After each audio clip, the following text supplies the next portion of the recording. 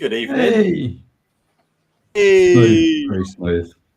Melinda had your number there, Drippy. She's got it right. Look, Drippy can't find the start. Drippy couldn't find a lot of stuff. So, yeah, sorry, good evening. I'm hosting tonight, which is going really well so far, as everyone will allude to. Yeah. Tamara, our lovely guest this evening, says this is by far the most professional stream she's ever been involved with. By far. I'm so impressed already and blown away.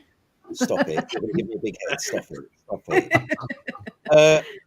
Thank you for joining us, Tamara. Tamara Marshall of the wonderful Marine Disease Diagnostics. Also, Manta Systems. That's under a name. Look. Let's read. The frozen fish feeder, which I've seen with my own eyes, which we shall talk about. Because a few people, I think that's a bit of a talking point to a few people. We shall get to that. Unfortunately, I've got to say good evening to Rob and to Jamie as well. Lads, how are we? Very well, thank you. Not too shabby, thanks. You enjoying it so far, boys? Yes. Okay, so before I cock anything else up, I will jump into the comments. Tamara, you might as well pour yourself a stiff one while we go through it. Now, by the look of my comments, Jim is the first one in. Evening, Jim. Top 15 stroke. We'll come back to things like this. Ronaldo, have an amazing stream, everyone. Welcome, Tamara, to the Reefers Network. Yes, indeed. Emma, good evening to you, my love. Hello, Emma. Ryan, good evening, mate. Norfolk Reefer Matthew, how are you, son, on this boiling hot Friday? Friends? Oh, look, he can't make it. Look, one and only. John Wright. Disgusting. You're sacked, Rude. John. Sacked. Definitely rude. So rude. That is rude. We don't need to talk to John anymore. No. Boo. Evening, Terence. Who else we got? Fanny Lennox. Evening, mate. Yeah, Annie. Got a new fish the other day. Nice Iridis wrasse, I saw. Yeah. Hayley, good evening to you. UKM 120. I'm sorry, I don't know your name. Rob, you might.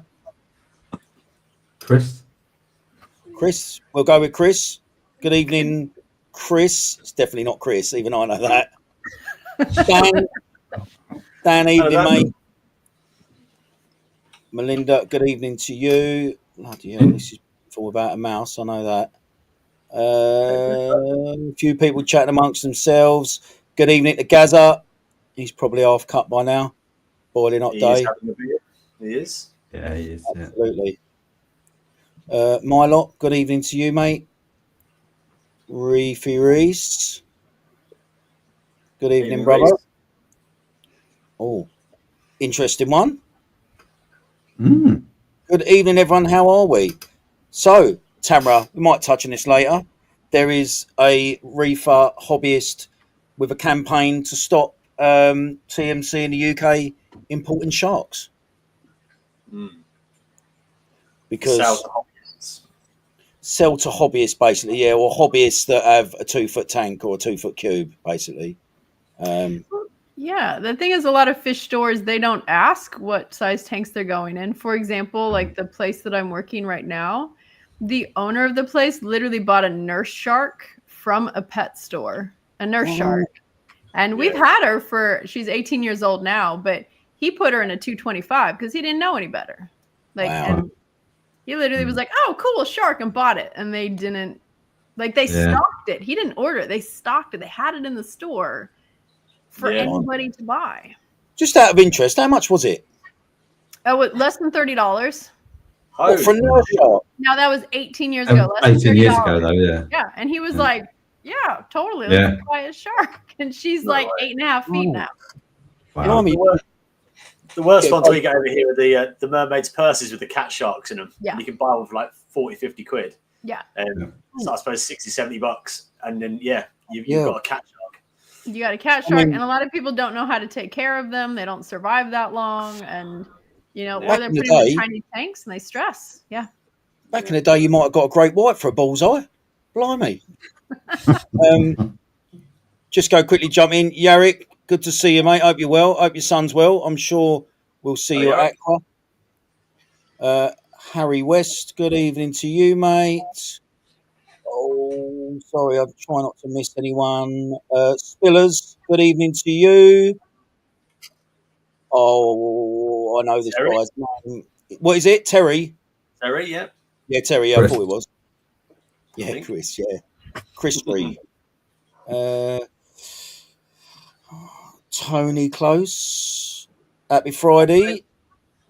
Hello, Tony. Didn't really want to read this one out. So you get a few. We have a saying in England, Tamara, which is there's always one at every auction, and this is the geezer with us. Really, we can't really get rid of him. It seems. Spiritual Reefer, Harry, how are you, mate? Nice to see you the other day outside AAC. Hope you're well. Bristol Reefer, good evening, sausage. Evening. Sorry, I will put it up, but bit of a twat, this one. Here we go. Tamara. Now, we ask every guest on our show, what do you think the D stands for in that hobbyist name? Duncan's, for sure. Okay, you've gone for the PC version. Okay. Yeah. No worries. Yeah. A classy lady. Yes. I won't tell you what Rob went for. Good evening, Jazz. Hope you're well. Hope the kids are well. Hope the parrot's well. Terry Lifts. All right, tell. Amanda, our resident alcoholic. How are you, darling? Shazzaby, we are doomed. Well, Shazzaby, We are. I mean, normally... Yeah, I mean, he's not lying. Normally they're on together, aren't they? So is that just Sharon? Have they separated? Has she finally given Tom the elbow and realised she can do a lot better? I don't know. Possibly.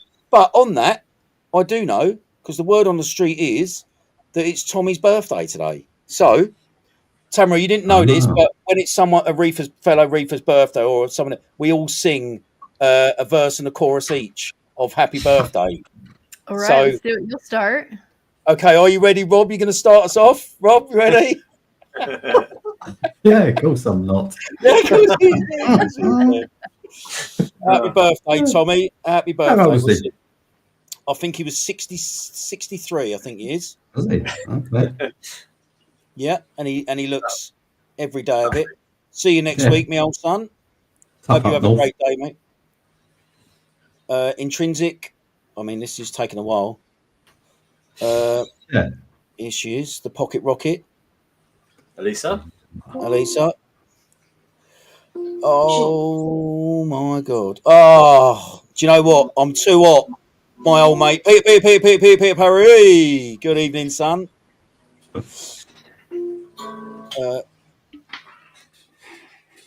Derek Hebbs. Hello from Canada. We cannot get medication into Canada due to government regulations. Can you discuss the pros and cons of UV sterilizers? So we can. I'll tell you what. Oh, I feel really bad. We've gone through enough already. Why don't we? I know we've got a lot to talk about, but because there's some questions at the start that obviously you get talking and then you forget, I think what a great question to kick off. Tamara, you coming on.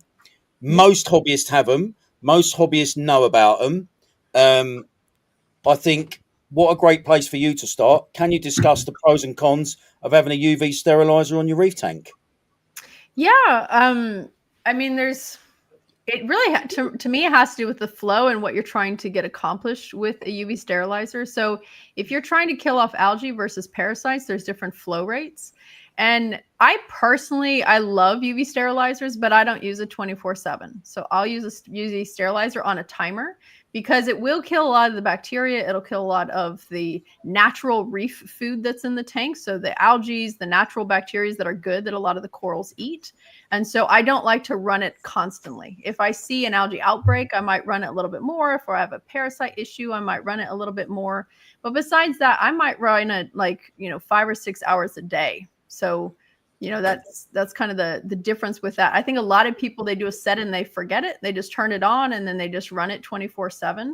Yeah. But, that can really strip out a lot of the nutrients from the system. So that's kind of the con of it. Interesting point. So I've always run mine 24/7 because Me too. I've always led to believe if you run it for say 4 hours a day, 6 hours a day, for the other 20, 18 hours it's off, other organisms can settle on the quartz and foul it up. So you'd have to clean your quartz a lot more. Is that a thing?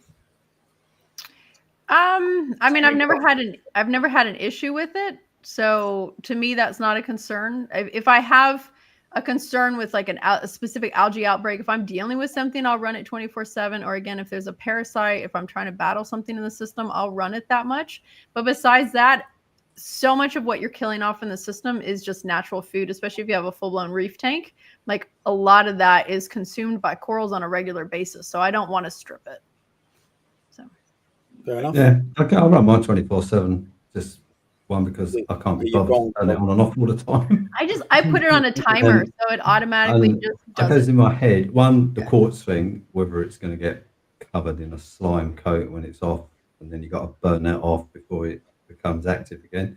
And I always think if you have it on 24/7, eventually the life in your tank will settle at the level with the UV sterilizer on at 24/7. It may be lower than if I turned it on and off, but at some point it will kind of equilibrate, and if the tank still looks good.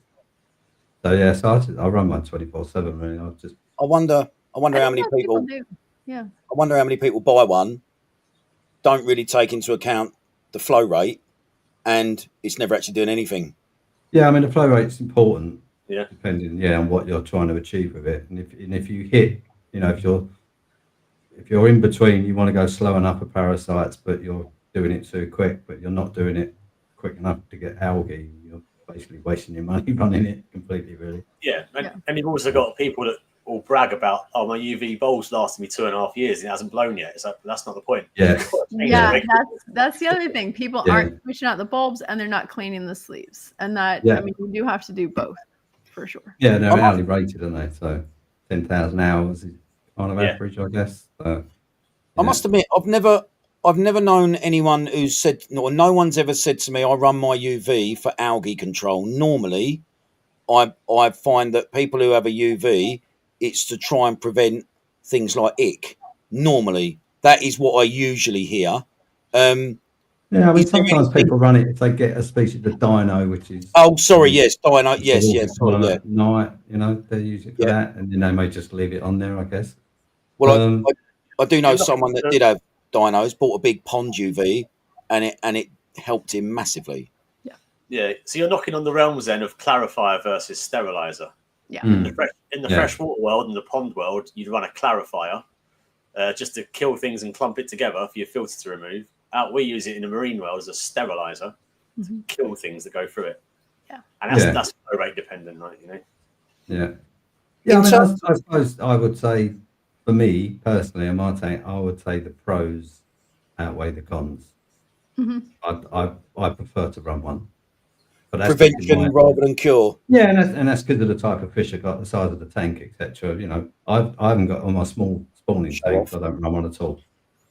Shut up. I mean, is there like I've got it might just be a correlation, but since I've run an Apex, obviously you got data coming out your ears, right?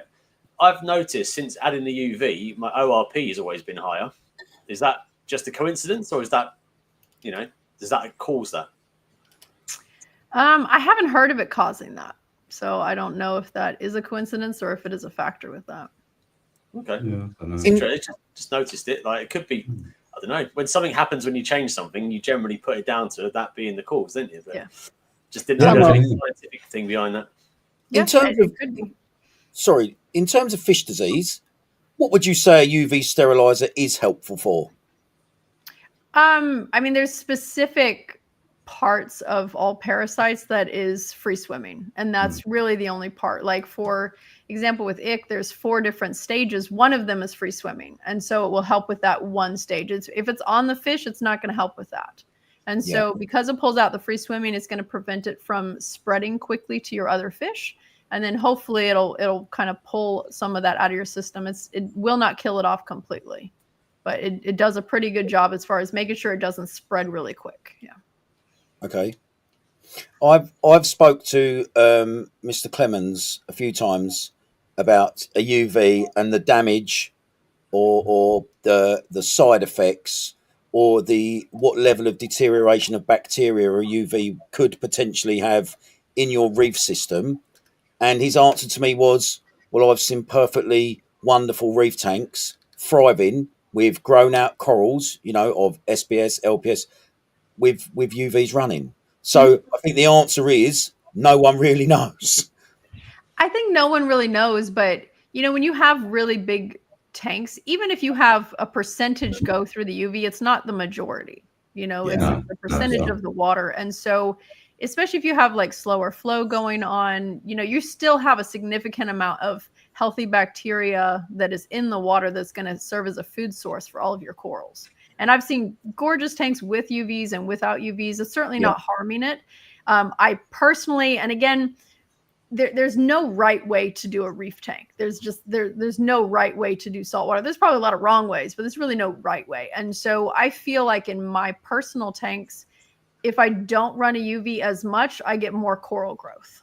So that's kind of the benefit if you're doing a reef tank. But, that's just my own personal observation. I don't know if it's that scientific. I mean, I guess it's also possible if you want to run it for disease control, you could run it while you're introducing all your fish.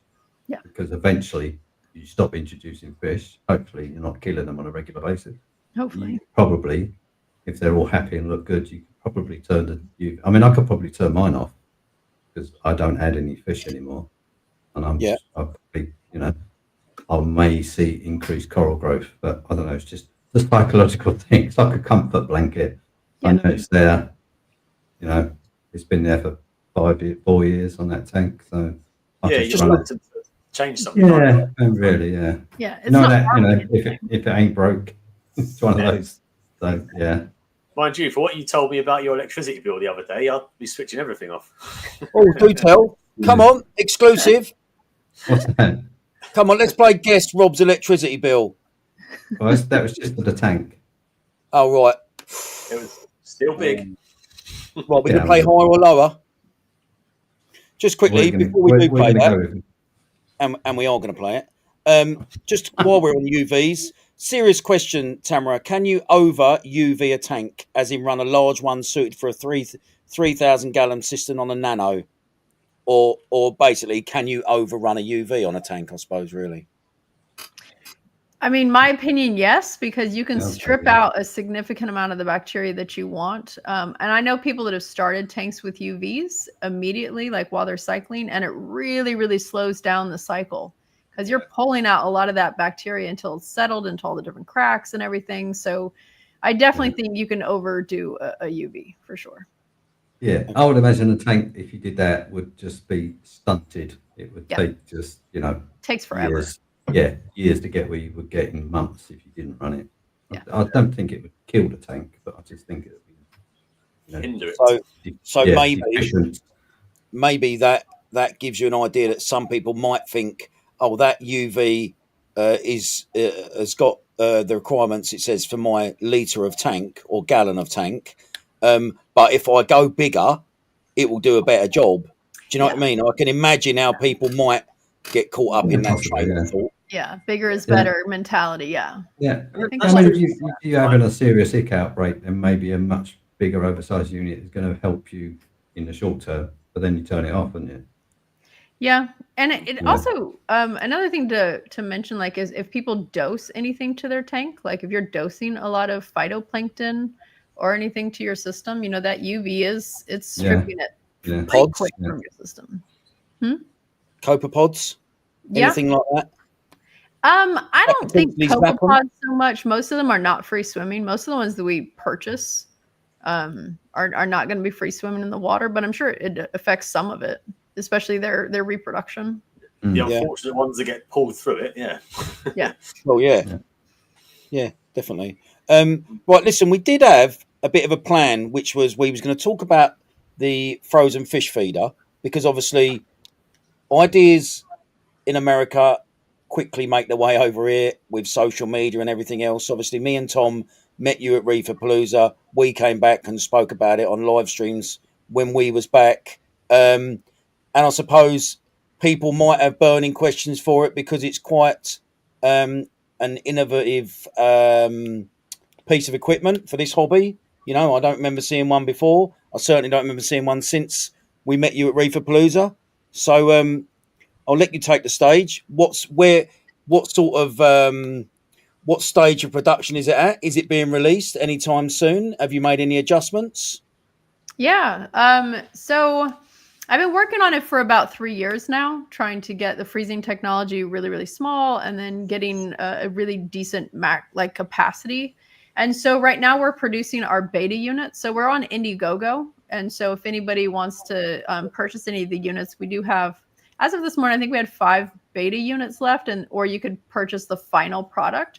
So we opened it up to beta testers that want to get a product that I've been working on for 3 years. It's pretty darn good, but I'm sure we're going to find bugs. So anybody that wants to help us through that iteration product, that device is a little bit less expensive, or you can purchase the final product on Indiegogo. What sets us apart is that it is a complete freezer. So it keeps the food solidly frozen as a cube, and you can feed anything that's on the market right now as a cube. So that's kind of the difference. So I've always wanted a frozen fish food feeder. Like I always wanted an easy way to feed my fish on a regular basis, because I'm a pretty busy person. I have a full-time job. I'm a part-time professor. And then this company is my other part-time job. And so I don't always have time to feed my tank numerous times throughout the day, you know, and that's one of the biggest reasons I created it. Also, going on vacation, I didn't want to have to worry about somebody coming over and trying to feed my tank, because that's always a disaster. They always feed too much, too little. It's always a really big problem. So that's the feeder. It's on Indiegogo, and it will be available in the UK if you purchase it through the Indiegogo. And the reason behind that is if you buy through Indiegogo, it's considered like a donation. And then I send you the freezer as like a gift. And so it doesn't act as a transaction. You're not buying the device, and I'm not just sending it to you. And the reason that's important is because of patent rights, because I don't have the patent in the UK. So I can't sell in a country until I have the patent already, because if I do sell it, then I can never get the patent in that country. And so you can imagine how many countries there are that I'd have to like purchase, and they're very expensive. Just the United States one is over $20,000. And so trying to buy each country patents really expensive. So that's kind of a way around it to get the unit earlier without having to mess with, because I don't know when I'm going to be able to afford the patent for the UK or the EU. So that might take me a second. That's respectfully honest of you, mate, I must say. Yeah. So what is it? What's it like, a carousel that spins and drops out food out? Yeah, I do not have it in front of me, but yeah, it's a little miniaturized. Actually, I do have the carousel because I've been working on. I'm redesigning this a little bit, but this is the internal carousel that goes into the device. And this holds 72 cubes, again, of any brand. You can mix and match. You can make your own, anything that fits in the device. But it holds it as 12 different columns. And so it feeds, this part slides up. And so it feeds from the bottom through the top. So whatever order you put it in is what it's going to feed. And then it just rotates to the next column and then feeds that way. So we have an app, and we're working on interfacing with all of the different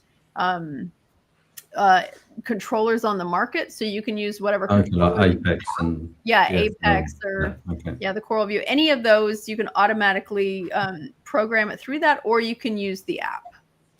So everyone works better. How many cubes? 72. 72, right. So how long, Rob? How many days does that keep your tank going? 72. Does the morning feed, doesn't it? I could get probably a 2-week vacation out of that. Nice. There you go.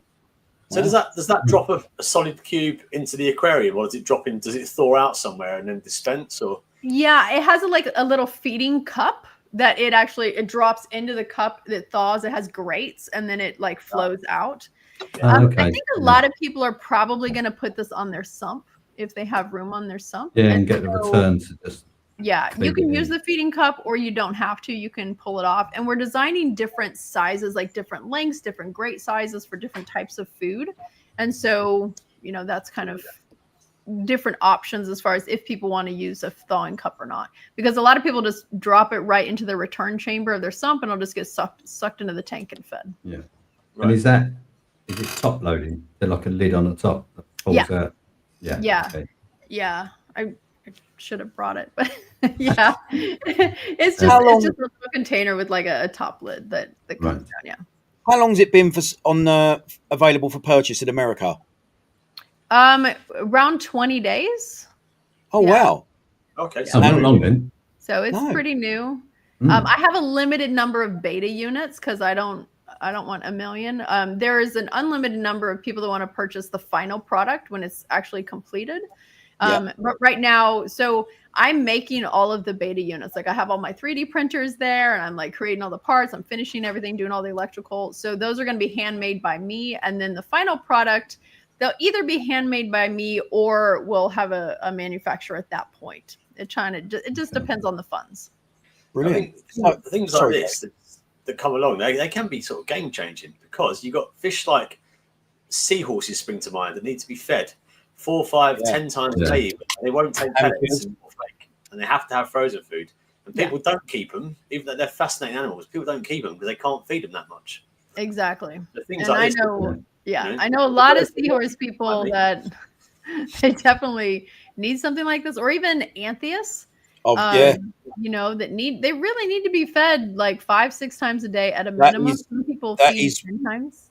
One of the main reasons people have said to me in the past, and it will happen again in the future, where they say, I would love to keep Amphias, but when I'm at work, I can't be there to feed my tank. I can do it in the morning before work, but then I might go 8-9 hours before I'm home. Yeah. That is a lot of people I know would love to keep Amphias, but they're just not at home enough to feed 4 or 5 times a day before they're even home at 5-6 o'clock at night. Yeah, and they have such a high metabolism, they just don't do well without pretty much constant feedings. Yeah. So if it dispense 36 cubes and I decide to fill it, does it sense that I've refilled it, or do you have to wait for it to completely empty and then refill it? So in the app, you just say how much food you put in it. So, if you put 20 cubes in, you just put plus 20 cubes, because it has a constant count in there of how much food there is. So it can send you notifications. Because you can set a threshold. When it gets down to 10 cubes, it'll let you know, hey, you got 10 cubes left, and it'll count it down for you. Or whatever threreshold you set. Yeah. So just put it in the app, basically. Just tell it what you've loaded. Okay. So on the app, do you set I want to feed 5 times a day? Yeah, you say whatever you want. So you say you want to Monday, Wednesday, Friday, you want to feed at 9 a.m. 1 cube, and then at 11 a.m. 1 cube, and then so you can set whatever days, whatever times, unlimited feedings. So what took more time, the software or the hardware? Definitely the hardware. The freezing part was the hardest part because it doesn't use traditional freezing. Traditional freezing doesn't get cold enough because they all use lines, and the problem is when you get a line and it gets really small, it just freezes over. And so you can't really shrink a freezer successfully this small. And then the other issue was sound. Most people have these in their bedrooms or living rooms, and it needs to be basically silent. And so getting it to be really small and silent took about 2 years. Wow. Yeah. So it's actually an electrical or mechanical freezer. It's not just something that's got an ice pack in it that holds it for a couple of days.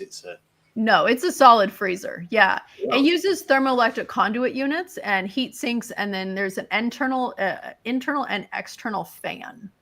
So the only sound is the external fan. Everything else is silent.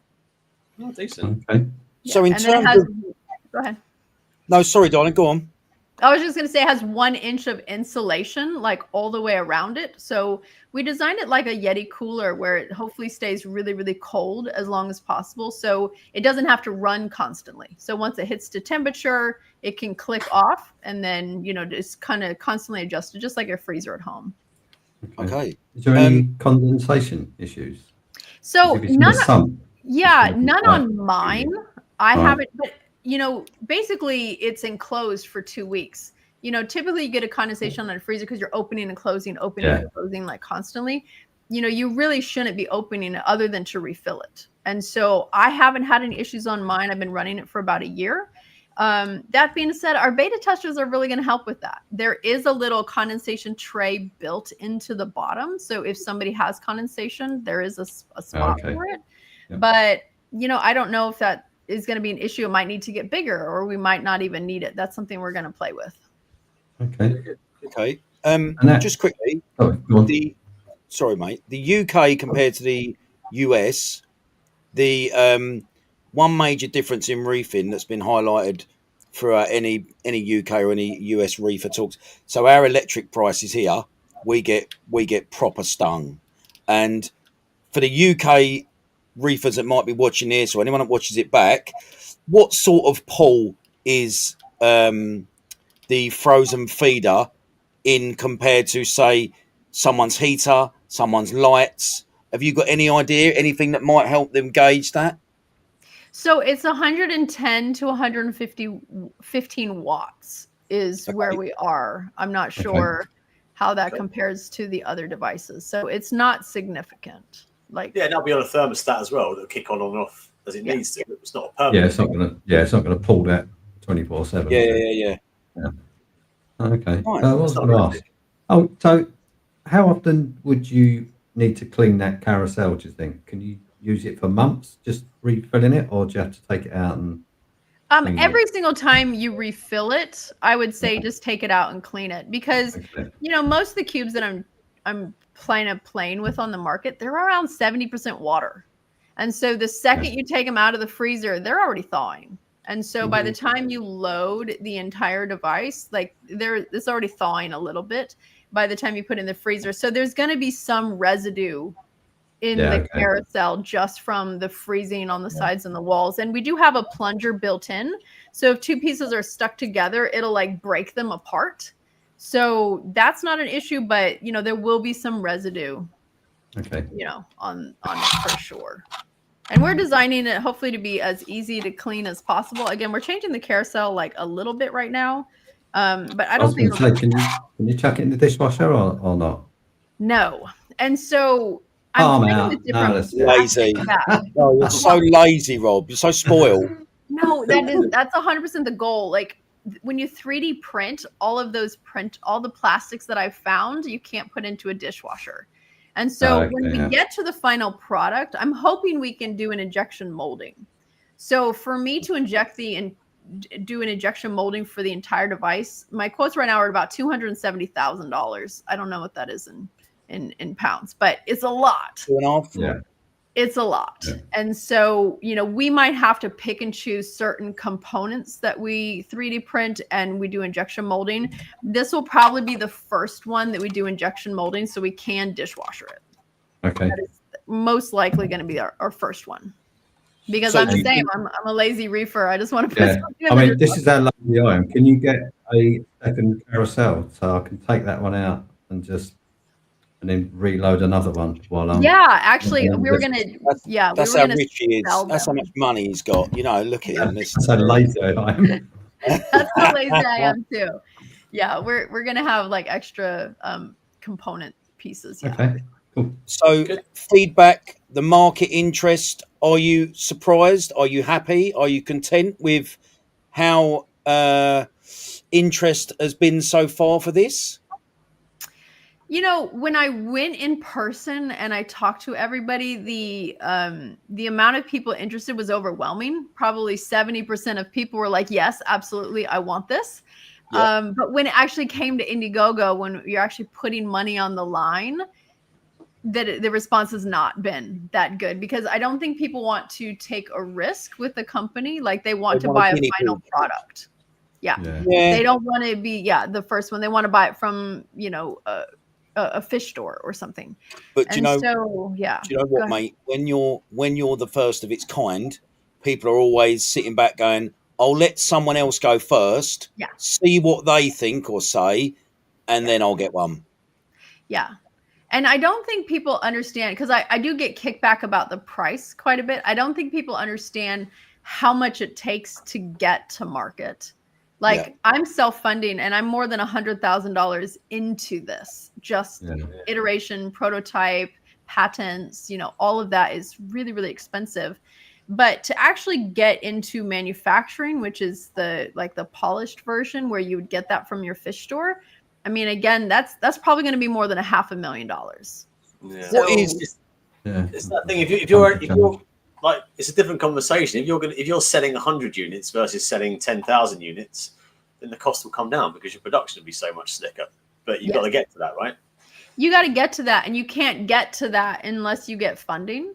And that's usually where you get like investors and things like that to try to give you $500,000 to buy like the injection molding. Because if you can do everything injection molding, then the price per component goes down drastically versus trying to 3D print and do finishing and all of that. It's really, really expensive. And so, getting that big jump, in a cash infusion or something to be able to bring it to market smoothly has been really difficult. What is the price of it, Tamara? So the beta testers, so we had 3 different tiers. I think the one that's left is, again, I don't have it in pounds. I'm sorry. It's like $650. And then the final product on Indiegogo is $779. When it actually goes retail, when we actually have it polished and beautiful, that's probably going to sell around like $1,000 until we can get that price down.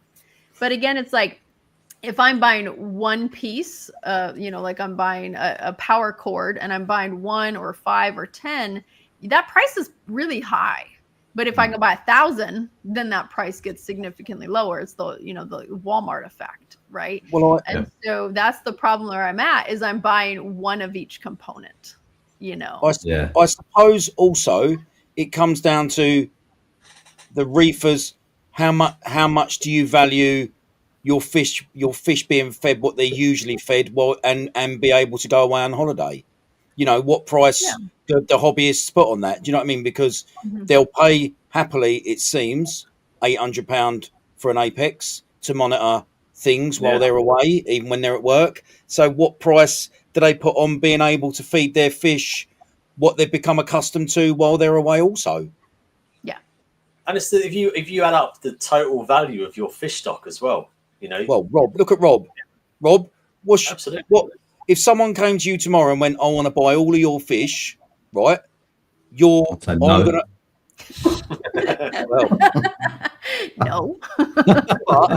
But there you go. So it's priceless to you then, isn't it, really? Yeah, I mean, it's in the thousands, isn't it? Yeah, it's priceless, isn't it? The time and effort, seeing them, what price you put seeing them grow from juvenile to adult and mature, it's priceless. So, you right there, Jay? Yep, sorry. Yep. That's right, boy. Spun out then. Yeah, earthquake hit. Yeah. Well, I look forward to seeing more of it, and obviously we wish you nothing but the best. Thank you. Yeah, I'm excited to see it actually. We'll be at Reefapalooza next year. So do you think Reefapalooza next year it will be a finished product actually already on sale? I hope so. So right now our beta units they start shipping out in October, and then our last group is in March. And then it depends on funding. If I'm still self-funding, I'm 3D printing these myself. It's going to take a long time to get to any sort of production. If I get an investor at that point, or several investors, then we get into production a lot faster, and then we will be ready by Reefapalooza. So we'll have to see. I've talked to a lot of investors, and there's 2 different problems. Most traditional investors don't know anything about saltwater at all. It's trying to convince them like this this needs to happen, right? And then the other people, they're in the industry, but they don't understand investing. And so I haven't found the right investor, because I've had several people offer like, oh, I'll give you, $500,000 for 80% of your company. That's not an investor. You're just buying. Nice guy. Yeah. What a nice guy. Generous. But it's like that's not investing. You're literally just trying to buy. At that point, you're just buying a company. What, You need to think of a multi-millionaire, really good with salt water. Yeah, lives in New York. Yeah. Could he be a good shout? Have a chat with him, get a couple on his tank, and I'm sure he'd love it. Who? Or Sadler. Yeah, Andrew. And I don't know him personally, and apparently you can't actually talk to him because there's like layers. But I don't know if you know. The fish on the front of the book. That's actually his fish. He actually let me. You mentioned him in the book. Yeah, he let me use his image for the book, so that was really nice. Listen, I'm not telling you what to do. It's your company. You put a lot of time and effort into it, right? But there is a certain man on this stream with glasses on, right, who is also an investor. And, a free better shipped to England, that $500,000 might be coming to you quicker and he'd do it for nothing. He wouldn't want anything for it. He wouldn't want a percentage or nothing. So there you go. I mean, that sounds be my financial advisor. Thank you. Yes, thank you. I'll be homeless by next week. yeah. Australia's cancelled. Well, listen, we genuinely wish you nothing but the best for that, mate. But I think so.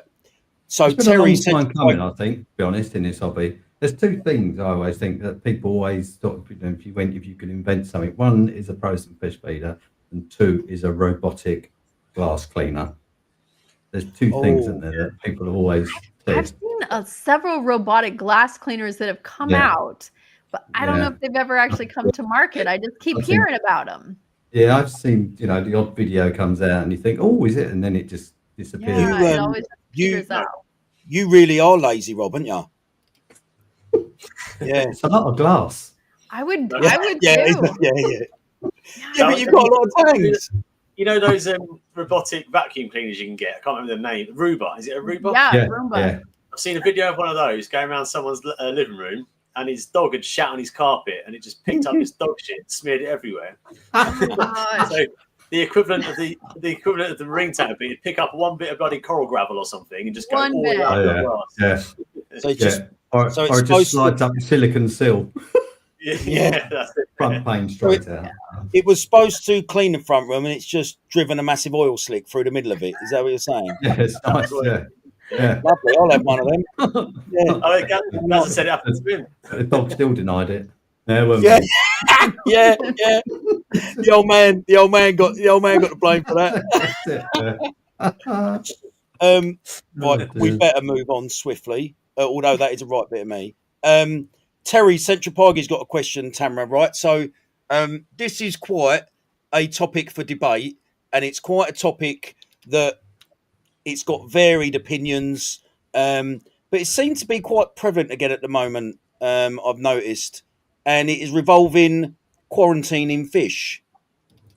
Question for Tamara: what is your go-to method of quarantining from shop tank to your display tank? Good question. Yeah, I mean, it really depends on the type of fish and the region that they came from, because there's specific issues and parasites from different regions that, you got to be a little bit more careful about. Every single one of my fish, of course, goes through a quarantine period, and I do this professionally and personally. So I always have like a rest period. Every time I bring in a fish, all I do is I just make sure they're healthy and they're eating. I don't medicate immediately unless I have like a really bad issue. And so after that, I typically, if they're not a really sensitive species, I will typically do a copper treatment. And then I will do my Prozi treatment towards the end. If it's a more sensitive species, I'll often use like a chloroquine phosphate or a nitrofurazone instead of the copper. So it just kind of depends. But because I work professionally at an aquarium, I don't have the ability to not treat. I have to run them through a medicated treatment. That's part of our protocol. And so those are the main medications that I do. If I see Other issues come up, I'll treat them individually, but I normally will bring in, 50 to 100 fish at a time usually. And so I kind of run them through just a really traditional quarantine. Does that answer the question? I think it answers probably your choice then. Your choice medication would be copper unless the fish dictates otherwise. Yeah, if there are more sensitive species, then I do other things. I don't run my copper levels really high. I make sure I'm monitoring them constantly. So I do a really low level of copper. For longer? Yeah, just for like a little bit longer. And then I'll do 2 prosy treatments. Huh? How low is low? Like 0.3, something like that? Yeah, I'll run it like 0.3, sometimes even 0.2, depending on how sensitive the species are. Now, if I'm doing angels, if I'm doing anthias, if I'm doing puffers, those ones I won't run through a quarantine. I'll jump to like a chloroquine phosphate. And I normally, I will order those guys in separate because I have a really big quarantine system that holds all my fish typically at the same time. And so I will order my sensitive species as one shipment and my less sensitive species as a second shipment. Now, my personal method is not aggressive like that. My personal method is a lot of wait and see. And so I will run a really long quarantine system. I usually do 45 to 60 days of my personal tanks. And I don't treat anything. I do prosy pro, like towards the end, I'll make sure they don't have internal parasites. Observation tank, effectively. I always do that. I usually run them at a lower salinity. So I'll run it just a little bit lower. And then I just watch and I see how they do. And I just do that long term. Make sure they're eating really well. Make sure they're, super healthy. If I see anything crop up, then I treat based on what I'm seeing. But besides that, I don't copper those. What are you looking for in your observation tank initially for a fish with internal parasites that obviously internal, meaning your eyes might not necessarily see it? So a lot of times if they're eating well and you still see like a really sunken in belly, I'm going to think that they have internal worms. If they're not eating well, then, that could be a different issue. But if I'm seeing them eat really well, I'm immediately jumping to that. Or if a fish is really bloated, like whether they're eating well or not eating well, if they're really bloated, that's another thing that I'm looking for. And then like how their feces look. So if they're stringy, if I'm seeing anything that doesn't look normal.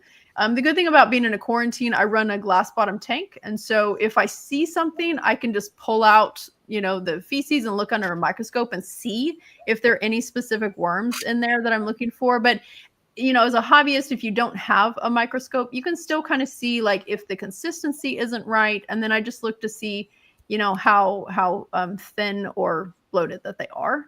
Those are the main things. But observation first or initially can also help you not jump to conclusions, because a fish might not eat immediately, not down to a parasite, but down to stress. For example, almost always. Yeah. I mean, every fish that comes in, and that's why I always do like just a cool down observation. I run the lights low. I make sure they're not bright. Everything's on timers. So I'm not turning the lights on and turning them off. Everything's kind of slow, ramped up. I always have what I consider like a quarantine fish. And it's just a very friendly, nice, outgoing fish that lives in my quarantine tank. And it's a good signal to all the other fish, hey, there's nothing to be scared here. They're eating constantly. So even the really shy fish will come out. It's like a dither fish. Huh? Yeah. Like a dither fish. Mm-hmm. Yeah. And so I always like to do that in my quarantine system. But I like to wait at least a week and just kind of let them calm, let them just kind of hide if they want to hide. I don't stress at all. Just, I'm interested to know. Oh, sorry. Do you have full lights on that tank, or do you subdue the lighting as well? I subdue them.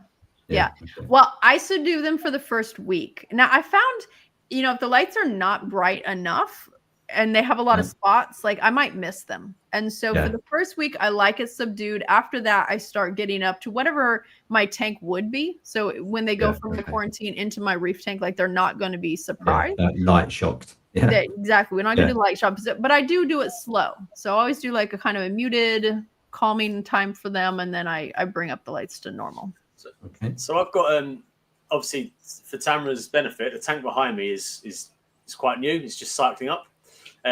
And observation tank, mate.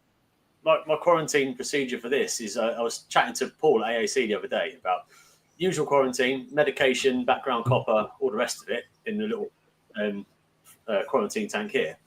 And then we started talking about this thing about specific quarantining for your display tank. And what I mean by that is I will water change my quarantine tank with water from this tank, so it's the same system conditions. Yeah. And then what I'll do is I'll put a bit of rock out of the sump into that QT tank, so that anything that's in that tank would expose the fish to it in my quarantine tank, because it might not show any symptoms now, but when it goes in there, it might do. So I want to expose it to the conditions before I do that. Yeah. And then I can treat it separately before it goes in. And that came about from, you know, like the old analogy, if the most dangerous thing to like indigenous Indian tribes is like influenza, things where I haven't been exposed to it. But we might all carry it and never show symptoms, but then we introduce it to people that have never seen it and they'll die from it, right? Yeah. Same with the fish. If we're going to put fish from the Indian Ocean in with fish that are from the Red Sea and have never met, they'll have different bacterial biomes and all that sort of stuff. So so quarantine tank here, and then put some stuff from my tank into the quarantine tank and expose it to everything it's going to see. Yeah. And that's kind of what I see as like the next level quarantine. Like that's got to be the best we can do, right? Yeah, I think that's a really good idea. I especially like for new fish that are going into that specific tank, I do think doing water changes into that system, especially if you think your display tank doesn't have bad diseases and it just has like whatever, you know, normal bacteria and everything. I think that's really smart. I've always done that because I'm a lazy reefer, right? So it's like take water from one tank. Saves a bit of money as well. Yeah, it's a way to save money. You have to worry about that. Yeah. And I will say the issue that I always see with that is when somebody puts that rock into their quarantine tank and then they treat for whatever systems and then they put that rock back in their tank. So now you've added medicated rock into your tank. And so especially if it's copper, because copper will leach into the rocks and then it will kill the invertebrates in your main tank. So once a rock comes out of your tank, it can't go back. Yeah, that's okay. I mean, I've got loads of sacrificial rubble and sort of small sized bits that I'm not that proud of, and I can soak in RO for a couple of weeks if I have to. And that's perfect. Yeah, that's perfect. I guess that scenario that Jamie's got is the perfect one because that tank is completely sterile effectively at the moment, isn't it? And you can QT everything that you're going to put in there. Most people don't go that route, do they? Almost nobody does. Yeah. Almost nobody. An argument I hear constantly is, I didn't QT the first 5 fish. Yeah. Is it worth me QTing the 6th fish? Should I start?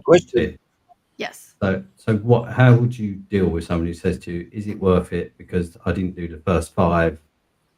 Why would I start now at fish number 6?" Yeah, I mean, I consider it like Russian roulette. You got lucky, and you might have a little bit of ick in your display tank, and maybe it's never been an issue, and your fish are really healthy, and it's not bad. There's a lot of other diseases that'll wipe out your tank in 48 hours. You know, you get like Bruchinella in your system. Sorry, good luck. I mean, you're not going to be able to typically get all the fish out of your system and they're going to die without, you know, immediate treatments. And so I would say, you know, even if it's your 20th fish, right? That 20th fish might carry a disease that will kill your prized fish. Like Rob earlier, like I wouldn't sell my fish no matter what. Right. I watched them grow up. They're beautiful. They're incredible. You know, you could introduce a new fish that'll absolutely kill that one. Yeah. It's all like, so you're going to advocate, no matter at what point it's worth starting a QT. Yeah. The thing is, we're talking about really, really, really fine margins. So like as good as I've got 2 separate systems here, all it takes for me is to have that 8 months down the line, everything perfect. And then all of a sudden just to be forgetful and use the net I've used on that and just do something in there, and it's like just throwing everything away, right? And then I remember speaking to Pat and Trina from Reef Wholesale when they was over here, and they was even talking about there's research out that things can go airborne between systems. Oh yeah, their facility and stuff, and it's like, well, it can. Why do we even bother? Why do we even? Yeah, but I mean, I'm sure you've read that paper as well. Yeah. I mean, if you actually read that paper, you've got to be very active to get ick airborne from one tank to another. I mean, it didn't just float in a normal, they sprayed it at a massively increased rate into a huge fan blew it across, aerosolized it and blew it across and measured the amount of ick in those tanks. No one's doing that in their fish room. Yeah. So I think, I'm not going to say it's not going to happen. Theoretically, it's possible, but it is incredibly unlikely. It's more likely to be being a silly bugger with the hands between it, something like that. Yeah, it's typically the reefer that's physically moving, and not, touching not having a separate set of equipment for your QT tanks and your main display and everything, the heat of the nets. That's the thing, like, we're going to go to all this length to try and prevent it, and a year or 2 years down the line, it just takes that one little contamination, and it's. What was the point? Well, I'm not sure I agree with that either, though, because if you've got a healthy biome and healthy fish, I mean, don't forget these fish are exposed to these things in the wild anyway, so there is a natural immunity. So if you have a healthy fish, just because you've introduced a disease in your tank doesn't automatically mean that everything's going to immediately die. Depends on what the disease is. But, I mean, ick is a very manageable disease if you've got healthy fish and you get a UV and you get on top of it. You can run a very successful tank with ick in the tank. Uranema as well is probably in a lot of tanks, just bobbing along. So I think, I don't necessarily think, I'll put one snail in, that's got ick on the shell. That was my next thing I was going to say to Tamara, because the amount of people that might QT their fish, but they don't QT their cleanup crew that they add to their tank. And at what point are you running a risk by adding 20 snails and 4 cleaner shrimp into a tank where the fish have been quarantined and they haven't? I mean, I suppose it's where'd you stop? Do you know what I mean? How far do you go? Where'd you stop with it? You're dealing with wild animals and wild marine harvested aquaculture, whatever corals. You know what I mean? I think shrimps I always find quite easy though, because if you put shrimp into fresh salt water, I find normally they shed within 24, 48 hours. Yeah. And you can just, anything that's stuck on an ectoskeleton's gone with it. So I think snails are obviously, I still don't understand to this day why LFS just don't run their cleanup crew in fishless systems, because that's the answer, isn't it? Just don't have any fish in the system. Then you haven't got to worry about fish parasites on them. Well, I did. So I owned a saltwater fish store, and all of my invertebrates were in a fishless system. Yeah, I mean, it makes... For specifically that reason. I can't think of a single shop that does that over here. So, Tamara, in your personal tank, you have cleanup crew, you have snails, you have shrimps? I do, yeah. What do you do? What is your method from point of purchase to add into your tank with your quarantined fish? So I do have a small separate tank for my cleanup crew, but I don't run them through a full quarantine. I'll just put them in there for like 1 or 2 weeks, and then I'll put them into my main tank because there's not usually a lot of food in there. So I'll put like an algae covered rock in there, and that's typically all I do. So what is it that you are possibly looking for on your cleanup crew in those 2 weeks then? Just any sort of cysts or anything that's on them will fall off by that time. If there's anything, like Rob said, the shrimp will shed its exoskeleton. If there's any sort of parasites, and I'm not even saying that's even that effective, but that's something I've always done to just make sure that I have that extra step. Would you toothbrush the shells of snails? Would you go that far? I do, but here we get a lot of algae on the snails, and the snails, you can get like turf algae and bryopsis and stuff really, really easy. So I always clean them off. Oh, I went into a beautiful shop about a week ago, and they had their cleanup crew system, a tank with probably, I don't know, let's say over 100 Australia snails in it, and they were all covered in cyano, like proper thick purple cyano. You go, why? I'll have 10 of those, please. What was the name of that shop? I won't do it. Cyano are us. Yeah. It was in sunny Essex. So I'll go as far as that. Right. And that's another thing. Like if a shop scrubs like the outside of the shells or whatever, and you get them and you put them in a tank for a week or two, anything that's growing on them, you'll see at that time. So it's not just diseases, as Jamie said. It's also about getting, make sure there's no really bad algae that you're going to introduce to your tank. Because some of those algae, they're not easy to get rid of. Like cyano is one of the easiest ones, but there's some other ones that are really difficult. Yeah. Paralysis, especially paralysis, is the worst thing I've ever had. Paralysis is terrible. Yeah, that's hardcore. Algae, that. Just one of life survivors. Just a question for you, Tamara. Just on most hobbyists, if you've been in this hobby long enough, I would say at some point you might see a few white spots on some or one of your fish. Okay, would you say that white spots on a fish will always be ick? And if so, you hear about, oh, it's in your tank, it's in your substrate, you know, your rock work, etc., etc. Is it the end of the world? What would you do? Because how many people don't have access to a reliable LFS or reef mates that they could ring up or whatever? You know, they see a few white spots on their fish.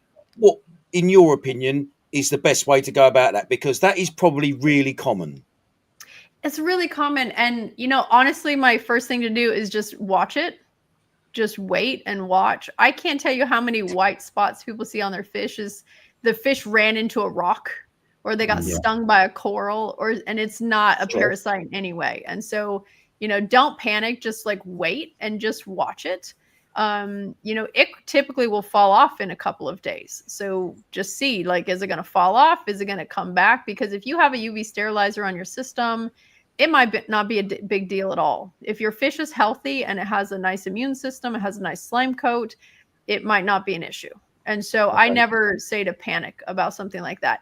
If the spot comes back, you know, maybe then we need to look at it a little bit more. Or Is increase. it more spots? Huh? Yeah, exactly. Yeah. Is it more spots?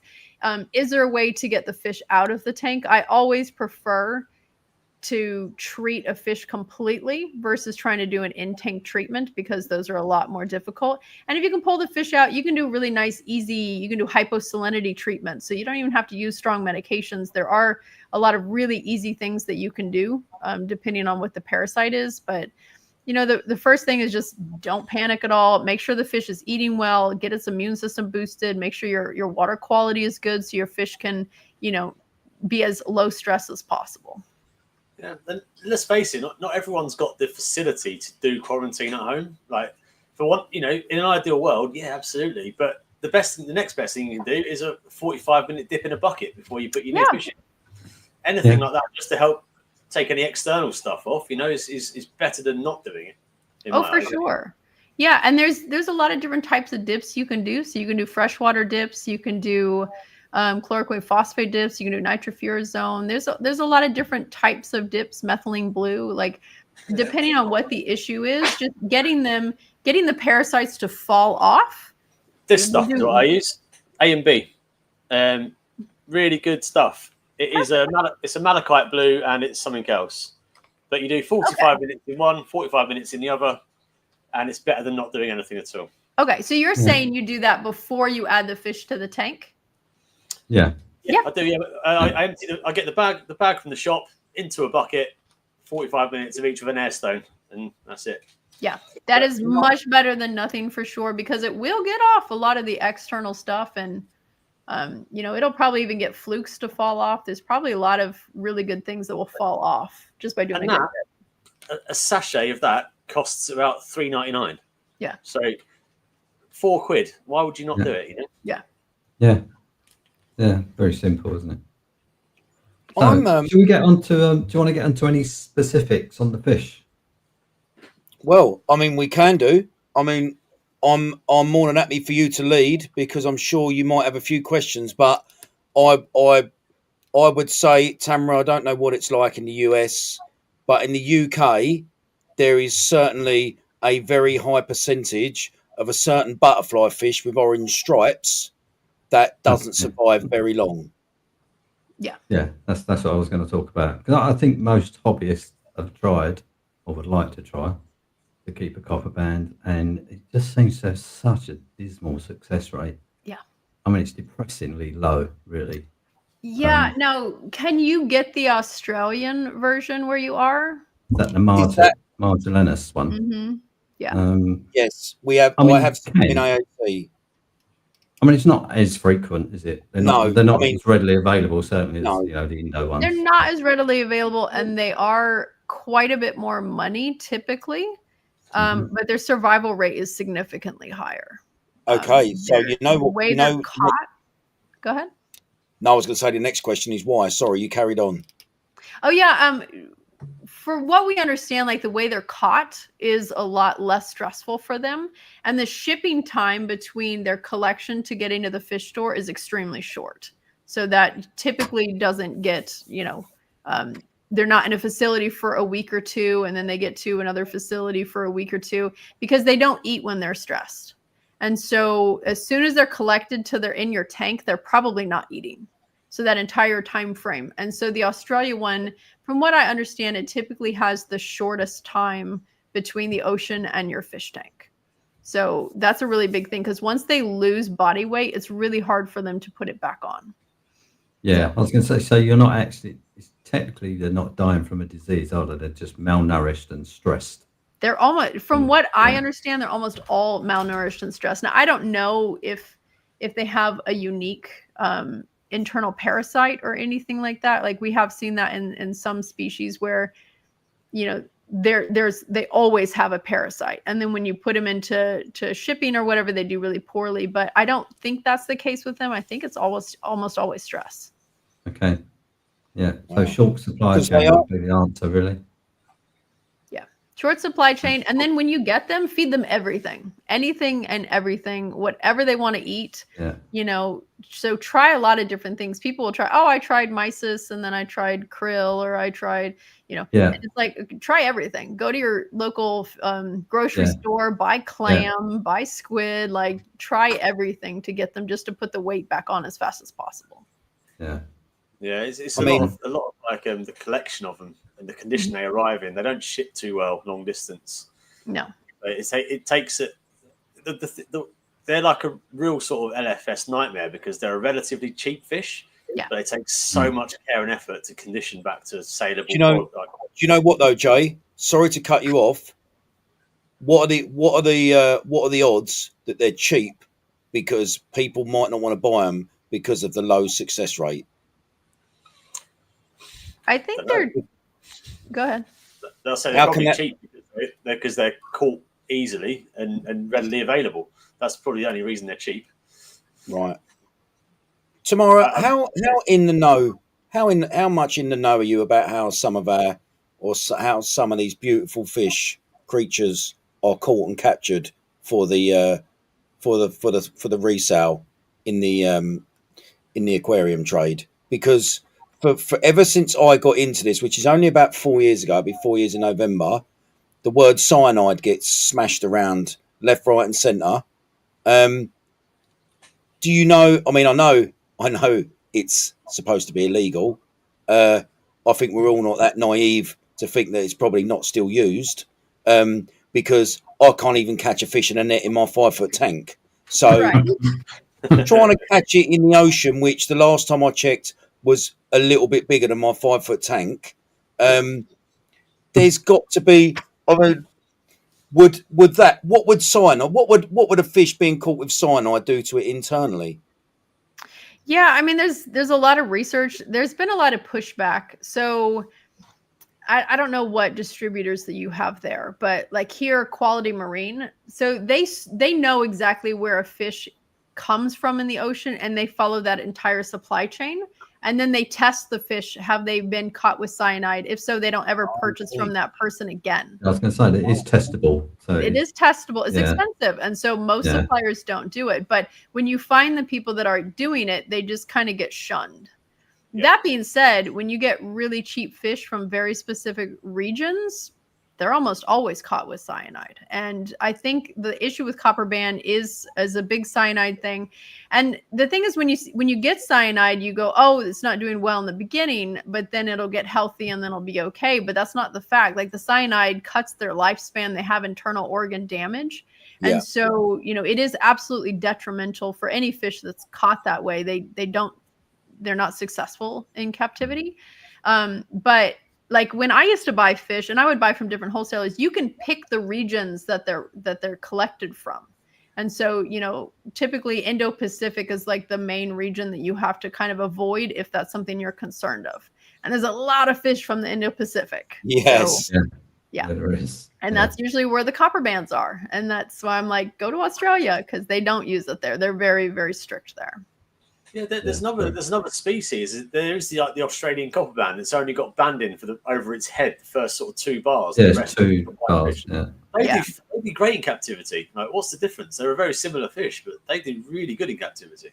I think it's the way that they're caught. It's the supply chain, how they're caught, their stress levels. And, anytime you have a fish that has a higher value, it's treated better in the entire supply chain. So the really low price of the copper bands is a problem. If they were $100 each, we'd probably get them in much better condition. So going back to what we spoke about earlier in terms of quarantine, even if a quarantine is just an observation tank, if you're going to buy a copper band and you can put it in a tank on its own for 2-3 weeks and get it feeding healthy, get it used to feed, because obviously the other thing that comes with it is they're an extremely timid fish. Yeah. So stressed out to the max and timid ain't a great recipe, really, is it, in the beginning? Do you know what I mean? It's a bad combination. Yeah, that's why I really like to definitely put them in an observation tank, but I like to have that observation fish in there with them, because the observation fish, again, is going to tell them, hey, it's good, we're clear. I'm glad you said that, because I was going to ask you earlier, what is your go-to observation fish then?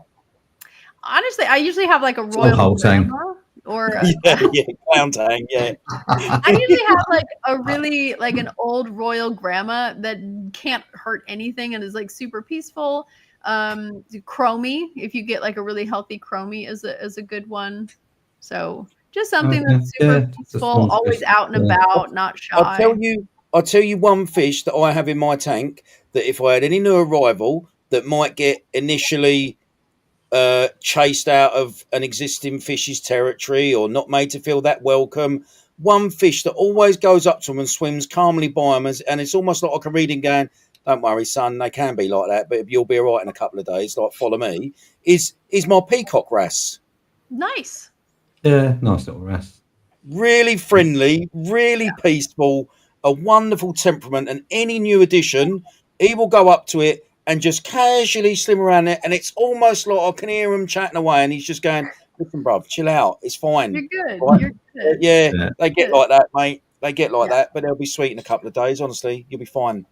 Yeah. And that's the perfect kind of fish for an observation tank. Yeah, I say the beauty of the observation tank as well, you can just feed the hell out of it, can't you? And you feed it so much. Very slow feeders sometimes, aren't they? They are, but if they don't have any competition to eat, they'll eat really well. They'll get really comfortable, and and then the transfer between that to your main tank is super easy. They usually handle that well.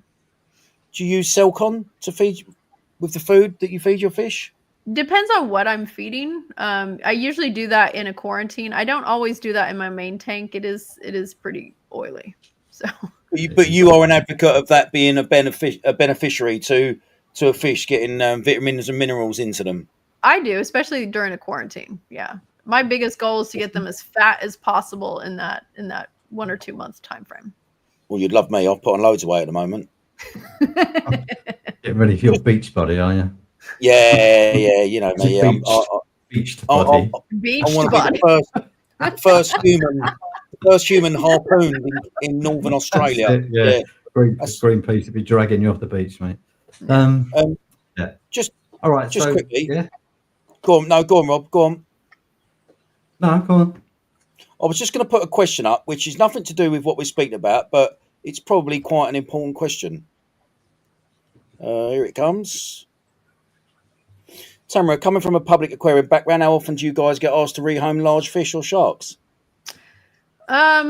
Sharks, not as much. Large fish for sure. When I owned my fish store, I got it a lot more actually. People would bring in really big tangs, really big eels, lionfish, things like that. And it's not always that they outgrew the tank. Sometimes they're just tearing the tank down, and nobody wants them. And I would always take them, but I would never purchase them because I knew I was going to hold on to this fish for like 6 months or a year and then probably have to give it to somebody to get it out of the fish store. Public aquarium, we do get, we get groupers, we get eels. And you know what's kind of crazy that we get? People will drop off things anonymously. They will literally put a cooler outside with fish out, and then they just like leave them there, and we find them, and we're just like, okay, I guess we now have a whatever kind of fish, and we get that for illegal fish quite a bit. Like we'll get arowanas and things that are illegal to have, or electric eels when they get really big. In fact, we had 2 electric eels dropped off that were 5 feet each. They're massive. Wow. And then what do we do with that? We don't have a tank that's going to hold 2 5-foot electric eels. Like those are dangerous, you know, and they're illegal. So what are we going to do? Got to be kept singly as well. So it's a big waste of an exhibit. Yeah, we had to keep them, and we had them in. They never went on exhibit. We had a huge tank in the back. We had to keep them in. That was like, I think it was probably around 12 feet by 10 feet by 6 or 7 feet. That was just their tank now. So, yeah, that's kind of a shame that we do get that. But they're never the fish you want. Like nobody drops off like a full-grown blonde nasotang with streamers. Like nobody drops that. They bring their like super old, like one-eyed fish that's a little janky, and you're just like, okay, well, we're gonna deal with this fish now. Yeah. Okay, getting back on, if you don't mind, the subject of fish. I know Rob is going to be itching to ask you about a species called wrasse. Aren't you, Robert? Well, I do like my wrasse. Yes, that's just wrasse particularly. So yeah, I mean, I would say, let's just say, for example, I've gone to my local LFS and I've picked up a gorgeous pair of feminist wrasse. Oh, yes. I mean, it's possible. He's about to do it. Yeah, he's about to do it. Yeah, literally about to do it. Yeah, this is very hypothetical. Yeah, absolutely. Yeah. So yeah, what would your approach? Obviously, I wouldn't imagine you'd put them on copper, or would you? No, I wouldn't. Yeah. So you just observe. I would just honestly, first of all, they're too expensive to risk anything. I would just observe. I would make sure they are super happy and just chilled and eating super well. I would probably do a prosy treatment after a couple weeks in, and just make sure they don't have any internal parasites. But I don't think I would do any strong medication unless you see something that comes up. Okay. Yeah, so they notoriously have a poor success rate. Yeah. Yeah. They don't do well with copper. Because I do wonder, being over here on a small island, whether it's the same as in America. Fish have a poor success rate here is the same as where you are, or vice versa. I'm sure we're getting all the same fish, probably. You are right. Certain fish don't travel very well, and they've got a longer way to travel to get here. Yeah. Mm-hmm. Yeah, they've got tiny mouths as well. They get a lot of damage to their mouth, don't they? The napsis. And I think the other thing I've seen is if you have a sand, because obviously they like to go into sand when they're stressed, obviously. If it's not deep enough, they smash their face into the glass at the bottom. They do. I've seen that. So so they're quite easily damaged as well. And then obviously it's difficult to get them to feed. So I suppose you get bacterial infections from the damage. Tamara just answered your question specifically. Funny how you just pull out or just inquire about 2 feminine wrasse when we have the lady. What? Well, I've listen. Always listen. Come on, a life's lesson at your age. Never say never, right? But just very funny that you would come out with that out of all the wrasse in the world. I mean, if he wants to talk about one of the best wrasses, you go ahead. Just saying. It's an amazing wrasse. It really is. It is. Really. Yeah. There's not many decent fish. I mean, take some of the damsels out of it, that are that beautifully blue. Have that blue. Yeah, I mean, it's vivid, very vivid, isn't Super it? vivid, yeah. Yeah, they are gorgeous. Yeah. They don't really fade hugely when they get into adults. They still look good. I said to Rob, if you're ever lucky enough to see a feminist wrasse with your own eyes, which means your LFS or whatever shop you're visiting has them in, what instantly hits you is, I am looking at a very special fish. Yeah. Yeah, I'd like to see him on a dive, like on a reef. I would too. Yeah, I mean, that'd be the ultimate, really, wouldn't it? And you'd have to go where for that? Well, they're in the Indo, aren't they? The Indo fish. Mm-hmm. Are they? So yeah, I mean, I've never seen one. I've done a lot of diving in. I've seen, blacktail, yellowtail, and apsis, but I've never seen. You go to Ningaloo, when you go to Perth, you might see some of the nardi. Yes. Oh, really? Yeah. That's where they're caught. Yeah, just off. There's a place up there. Oh, it's got the same name as somewhere like in Norfolk, which is just basically where Ningaloo Reef is. It's the town that the boats go out and like Crap Hole, something like that. Not quite. No, not quite.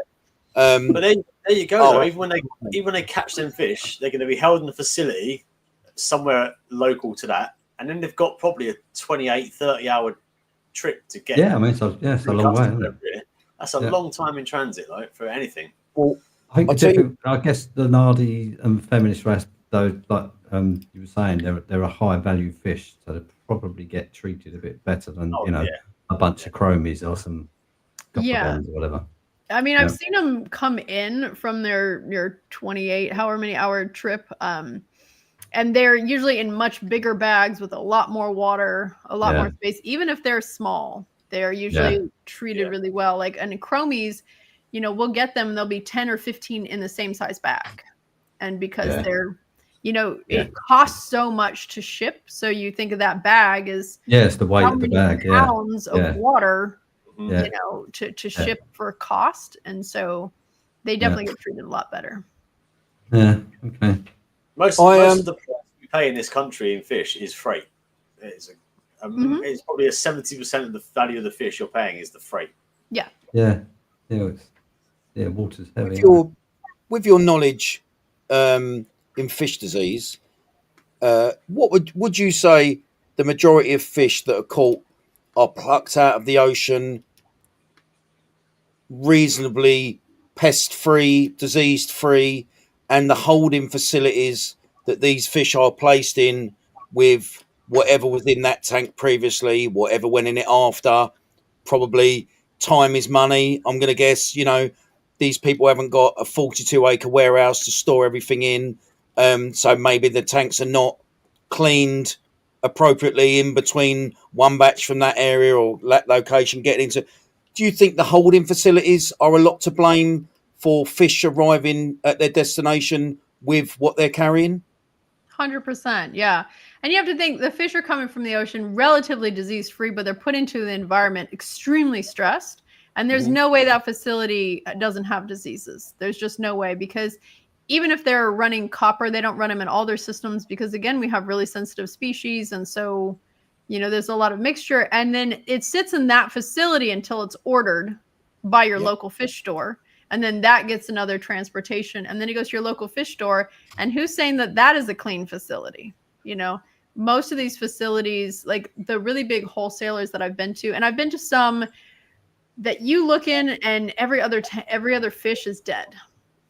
They are not keeping it clean. They're not, not even talking about siphoning off the stuff off the bottom and wiping down walls. We're talking about there are dead fish floating in the tank, I've been to those. And then I've been to other ones that have really high quality staff and they're on it. They're doing their chemistry. They're doing, treatments. They don't sell anything till it's been in the system for 2 weeks. They literally write dates on the tanks to make sure it's been there for at least 2 weeks. It's eating before they sell. So you see both sides of the spectrum, but that facility that does all that costs a lot more. And a lot of local fish stores don't want to pay that kind of money because their end users, the clients, they don't want to pay that kind of money. Do you want to pay $15 more for a fish at this fish store when you can go to a different one and it's $15 cheaper? So I suppose also that's great if your fish's last destination before it hits your LFS is that facility that really takes pride in what they do. If that fish arrives in that facility first and then goes into a facility, another holding facility that don't pride themselves as much as that one, all that work at that previous facility is undone, surely. I'd go as far as saying I would rather have fish arrive in my tank fresh from the sea than have passed through most of the wholesalers in this country anyway. Because that'd be perfect, but it's not obtainable, is it? I'd like to fly out and catch my own fish. But no, of course. But the point I'm making is they go through those wholesalers, and that's where they actually acquire most of their disease and problems. yes, oh, yeah, absolutely, yeah. Yeah, I we definitely can't circumvent it though, can we? Really, as hobbyists? No. No. But then wholesalers could have better treatment, better standards, and that sort of stuff. Not going to throw them under the bus, but you know what I mean. Yeah, I mean they could. But again, at the end of the day, what you it's a pay business. for. Yeah. You know, the place that I used to buy from when I owned a fish store, it was probably twice as much. Like per fish was almost twice as much when you factored in the additional airfare and everything else than if I bought from other facilities. And I always did that because the success rate in my fish store was longer. Like that fish was going to live longer than if I bought it from the cheaper place. But a lot of fish stores aren't going to do that because you have to make money. You know, and exactly. I basically I did not make very much money in my fish store. Like it was not like I was rolling in money. Yeah, I mean it's a difficult one, isn't it? It's like you know, who's the guy? Elliot Lim. That's that. I mean, his fish are amazing. Actually, you pay a price for. Yeah, that's right. He's got all the pictures in your book, I know. Yeah, I bought his whole whole collection. Yeah, I mean, I love that guy. He does an amazing job. He's amazing, and his fish are like. And the thing is, even in that the book, there are some fish in there I'd never even seen before. Like I was looking through his collection, I literally had to be like, "What is that fish?" Like he's pretty amazing. I mean, it's an example. If you want to go for fully quarantined fish, pay the price, not have to worry about it. If you start from scratch with an empty tank, it's the go-to guide. I mean, I guess Tom at Mantis Racing is very hard in this country to find someone who's doing full QT on fish to purchase. That's not common. They don't have people doing that. No, very rare. Well, I can think of one person. You guys know anyone else who does full QT? No, just Mantis. Yeah. It's still not the be all and end all though. It doesn't guarantee you anything. It's a better place to start, 100%. But well, you know, you, me, Tamara, Rob, the hobbyist has a big role to play in it also, mate. Do you know what I mean? Buying a fully quarantined fish does not guarantee you 15 years with that fish, does it? You know. No, it doesn't. No, I think if you stack the odds in your favour, why not start there? It doesn't guarantee it, but like that's one of the things I dislike about this industry is like if you go and you buy a dog or a cat, like they've been to the vet, like we know they've gotten their shots, we know they're healthy. It is not on the person who purchases that animal to then become a vet, to then figure out all the medications and figure out the diseases and figure out how to quarantine. That's not fun. Like nobody enjoys that part of the hobby. I don't think. Maybe Elliot does. I don't know. It's just it takes a lot away from the industry when we put so much on the hobbyists, and most hobbyists aren't going to do that. They don't have the skill set. They don't have, the knowledge or whatever to treat these diseases. Just want to enjoy the tank. Then the fish is going to die. And we're looking at them like, well, why didn't you take better care of your fish? That's the reason I've tried to ask you questions from a hobbyist level, regarding the ick, if they see spots on their fish. Because, like I say, mate, if you haven't got the access to knowledge is everything, isn't it? Let's have it right. Knowledge face it, most people, when they enter the hobby as a new hobbyist, they're not going to take on a full QT system, are they? No. There's so much to take on, just mixing salt waters like enough. It is. And I don't think we should expect people to do that. Like to me, that's kind of crazy. Like I think local fish stores, that should be built into the price of the fish. They should be quarantined. Every single thing that you get, they should have already had for a month. It should already be eating and already be healthy. It shouldn't be you go into a store, you buy a fish, and then you roll the dice and you just hope. That's not... It's not good for the industry. It's not good for the hobby because the hobbyist gets frustrated and then they get rid of their tank. Like that's not good for the industry. And people moan. Levels, right? So you could be a fish keeper and get cold water set some goldfish, right? And you can keep them in tap water. Yeah. And you're keeping fish, right? When you go through tropical discus, salt, when you get to a reef tank, you've got to be a biologist, a pharmacist, a chemist. You've got to have this stuff going on. It is just you can't just. It's not just water anymore, is it? It's a different game. And it's a different game, and it takes, in my mind, it it took a lot of the enjoyment out of the hobby. When I'm trying to figure out water chemistry and changing and doing all, and now I have disease issues as well. It's like, I don't think that the industry should pass that on to the hobbyist. Like, I think all local fish stores, that should be part of it. They should already, everything should be quarantined, at least some sort of observation period. Everything should be eating. Like, and when I first started, I didn't know any better. I started 25 years ago. Like, we basically didn't have internet, you know, like I'm just buying random fish because I go, is this fish good for my tank? And they go, yes. I'm like, awesome. And I take the fish home and I bought like the worst fish for my tank. Panther grouper or something. I literally did buy a panther grouper. I literally bought a panther they're so grouper. cute when they're small, aren't they? Cute. And I didn't know. And I asked the person, I'm like, hey, is this one good? They know my tank. They sold me their tank. You know, I'm like, it's a 30-gallon. Like, is this? Oh, it's the perfect fish. Oh, great. He's so cute. And he eats all my other fish. Like, you know, you don't know that.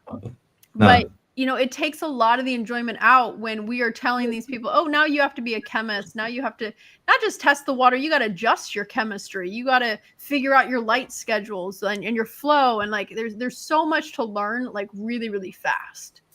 And so I personally hate that part. That's the reason I wrote the book, is because when I went through like my grad school and I'm learning all these fish diseases, all of them is like, okay, you got to do gill clips and bacterial scrape. Yeah, I mean, that's way beyond your average hobbyist, isn't it? It's way beyond.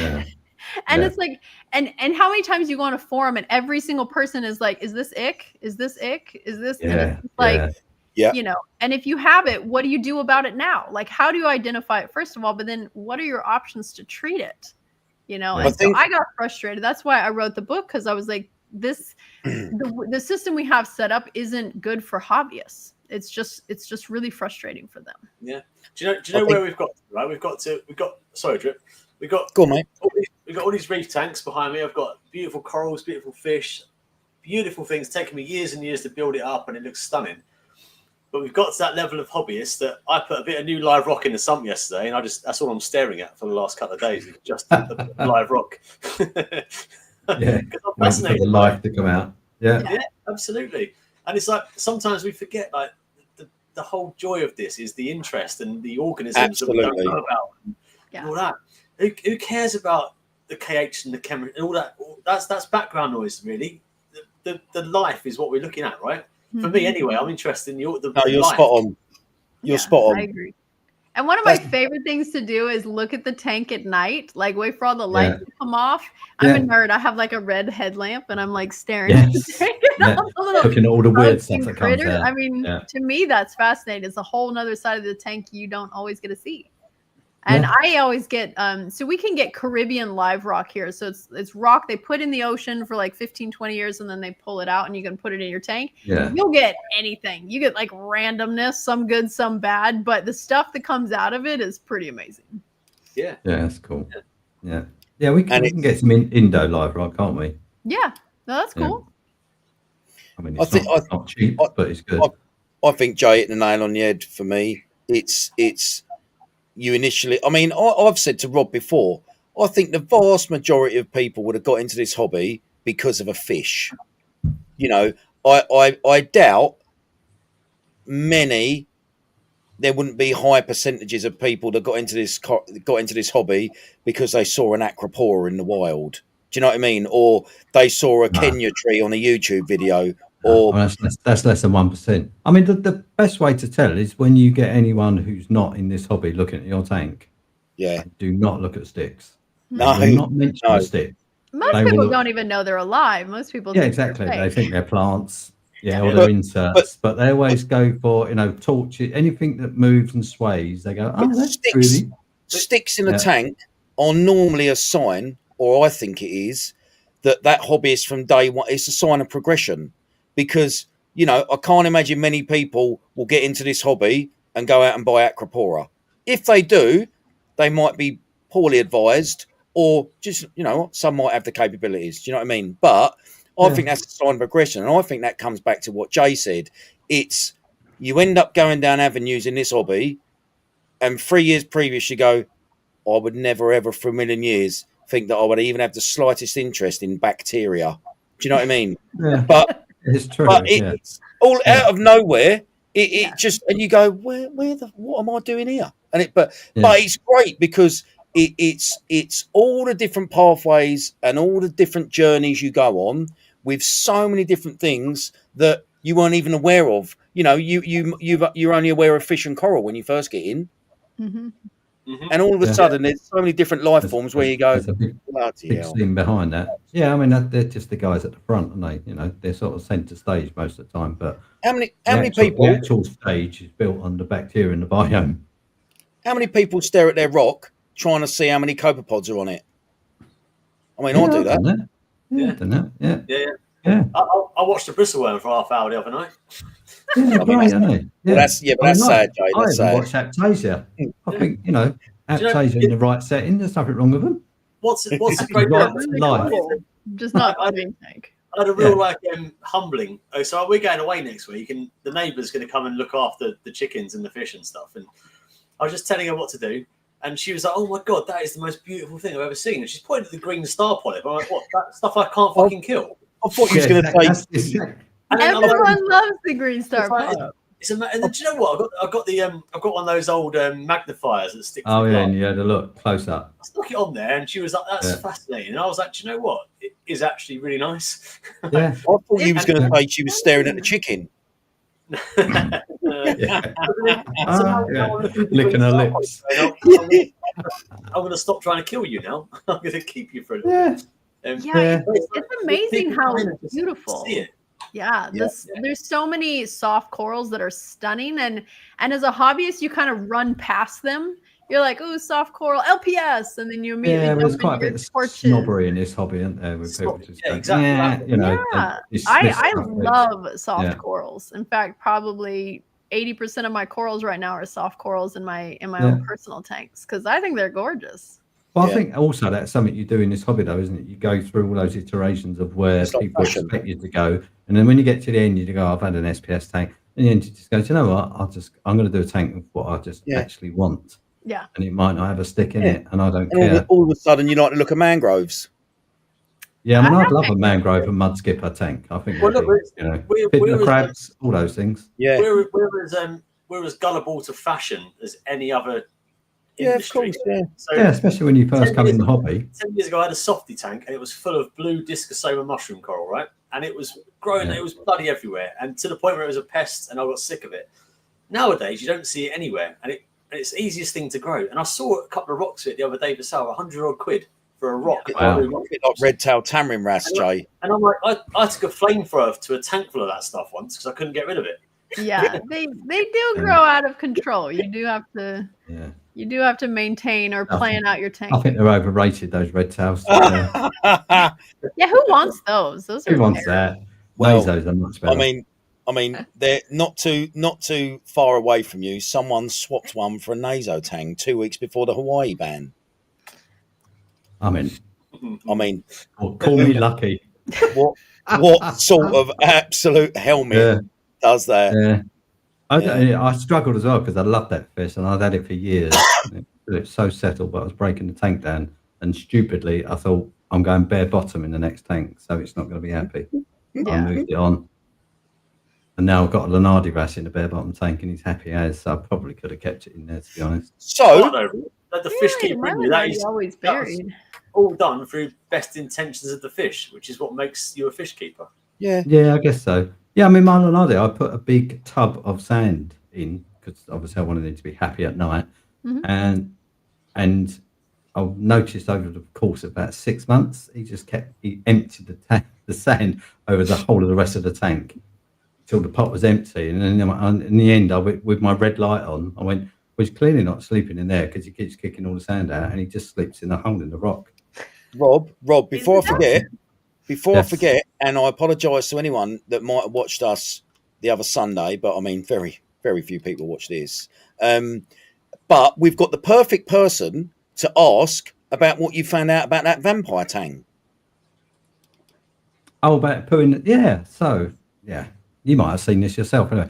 So I broke down a tank with sand, like a sand bottom tank, normal tank, I guess. And my current tank is bare bottom. And so I QT'd all my fish. So I did the tank transfer basically. Okay.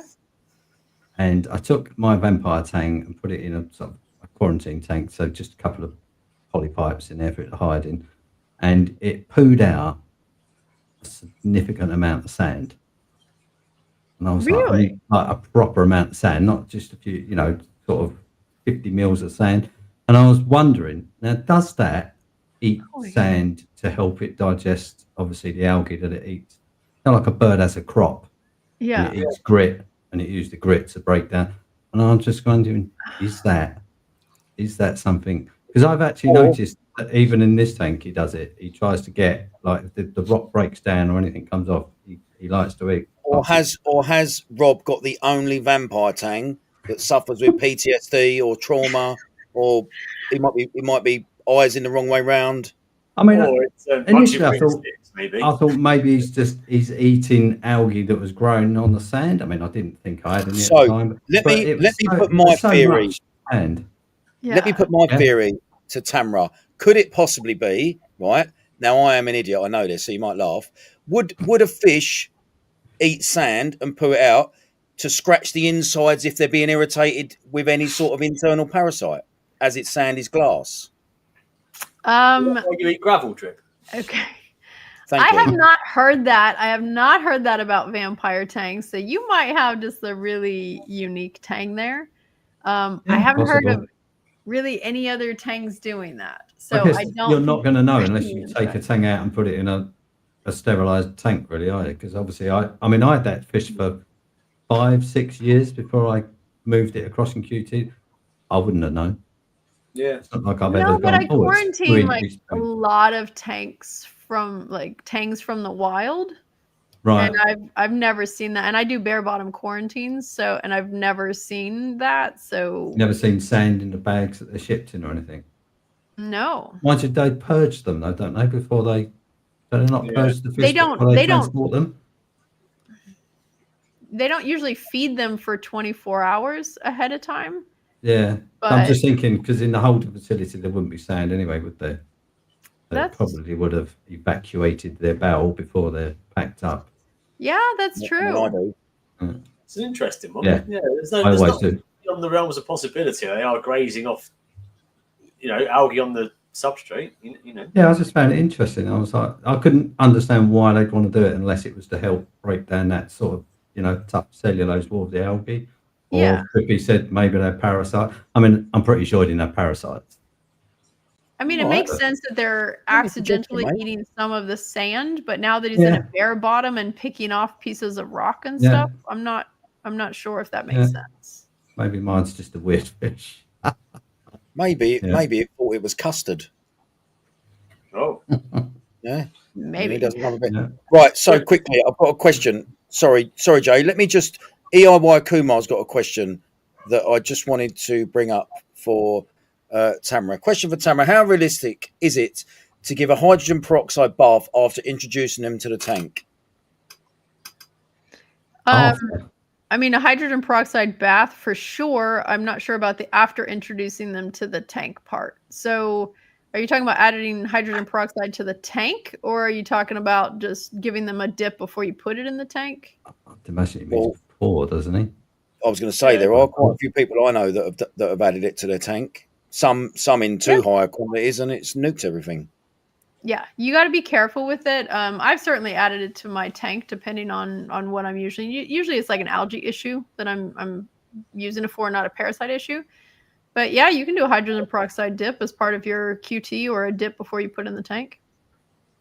Yeah, I mean, it's quite. I like hydrogen peroxide baths. I do 30 minutes, but because it's cheap, easily accessible. It's cheap. It's easy. You don't have to worry about something expiring. If you go on my website, it's mantasystems.net. I do have an article on hydrogen peroxide on there, and it does outline how to do a dip for sure. Do you have articles? Sorry, Jay. So what's the product? Is it Polyp Lab do one, don't they? Reef. Is it in a black box? I think that's yeah. You mean the powder for Rick? You mean that treatment? Yeah. What is that called? Polyp Lab Medic. The Medic. Yeah. Polyp Lab Medic. That's a peroxide based sort of in tank treatment, isn't it? You can use. Yeah, Yeah, I'm I mean, just it's not a talking lot about of hydrogen in-tank peroxide you can buy at like a pharmacy. Yeah. You can. That might be in reference to your vampire tang, Rob, I think, mate. Oh, okay. Yeah. Yeah, I mean, I'd be interested if anyone else has ever seen that.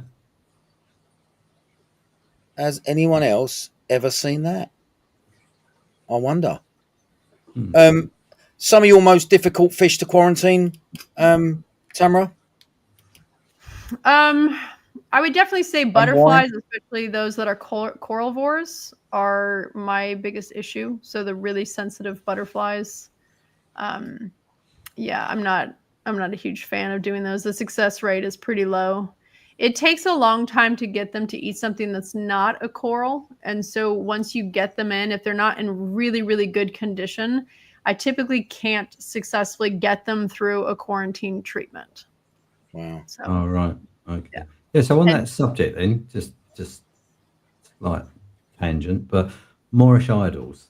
Oh, I mean, also a beautiful fish, yes. which tempts a lot of hobbyists to attempt. Also, with quite dismal long-term success rate. Yeah. Is there? Yeah. I mean, we interesting. We had, who was it? Salem. You know Salem. Yes. Now, what was it he was saying? There was a Cheerios. guy who had Cheerios. He was grinding up Cereal. Cheerios in the food, and I guess it's acting as some sort of fibre.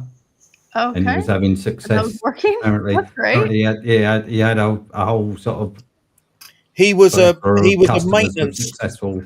He was a He had maintenance man company, of some form of. It was either a hotel. I don't think it was a fish shop because he wouldn't have been known as a maintenance man. It was some kind of establishment somewhere where they had tanks with Moorish idols, and he found over years that he would feed Cheerio cereal to these tanks, and these Moorish idols were fat and healthy. And when this guy retired and a new guy took over, they went to shit. He kept it secret as well. Yes, he did. He never told anyone what he was so, doing. Yeah. So when they're wet, they go quite spongy, don't they? Which is probably a natural texture for it. Well, it's like a pellet, I would have thought, similar to a pellet. Well, is he grinding it up like into a paste, or was I don't know. I can't imagine he was, because those fish like to get old. Holding a bowl with a spoon in the tank. Yeah. But interestingly, the guy who took over when he retired, it didn't go well for him because obviously he was probably trying what most hobbyists would try. He then got let go by the company, and the old geezer came back, started feeding Cheerios again, and before you know it, they were on the mend. Yeah. I mean, so could it be have you had success with Moorish idols? Obviously not with the Cheerios, but I haven't had any success with Cheerios. I've never tried. The thing that I see with Moorish idols, again, it's usually a starvation issue. They're usually really thin. Like if you look at the top of their dorsal fin, it's usually pinched, which is where they store their body fat. And so that's typically an issue when you get them. You can't ever get them to put weight on again. So it's like their metabolism is really high. As much as they're eating, they're not putting on the weight. And so what a lot of people end up doing is feeding them a lot of meat. They feed them a lot of like brine shrimp, and which they love. They'll clam, squid, all that kind of stuff. They eat a lot. But then again, I think fiber is one of the issues. Like they're supposed to be eating a lot of vegetables. And I don't think we feed them as many vegetables because people are always focused on protein and putting weight on them. And I don't think they do that well with that much of a carnivorous diet. So I think that maybe the Cheerios is the key. Get that fiber in there. So that way they can have a really high protein diet and still be moving their system. Also, I'm not sure about their social interaction, because when you see them in aquariums, they're pretty much always solitary fish. Whereas when I've been out snorkeling and stuff, I've never seen a single one. They've always been pairs or groups. Yeah, they don't do well in smaller tanks. Like even 6-foot tanks, I'd say is too small for them. I think they do well in the really big tanks, and they definitely do better in school. Next fish for you, bro. I've always been tempted. Yeah. Here we go. I was just I don't want to just upset what I've got. That's the trouble. Once you get a large tank, no, I think a Moorish idol in there, mate, will just set that off. I think that would just.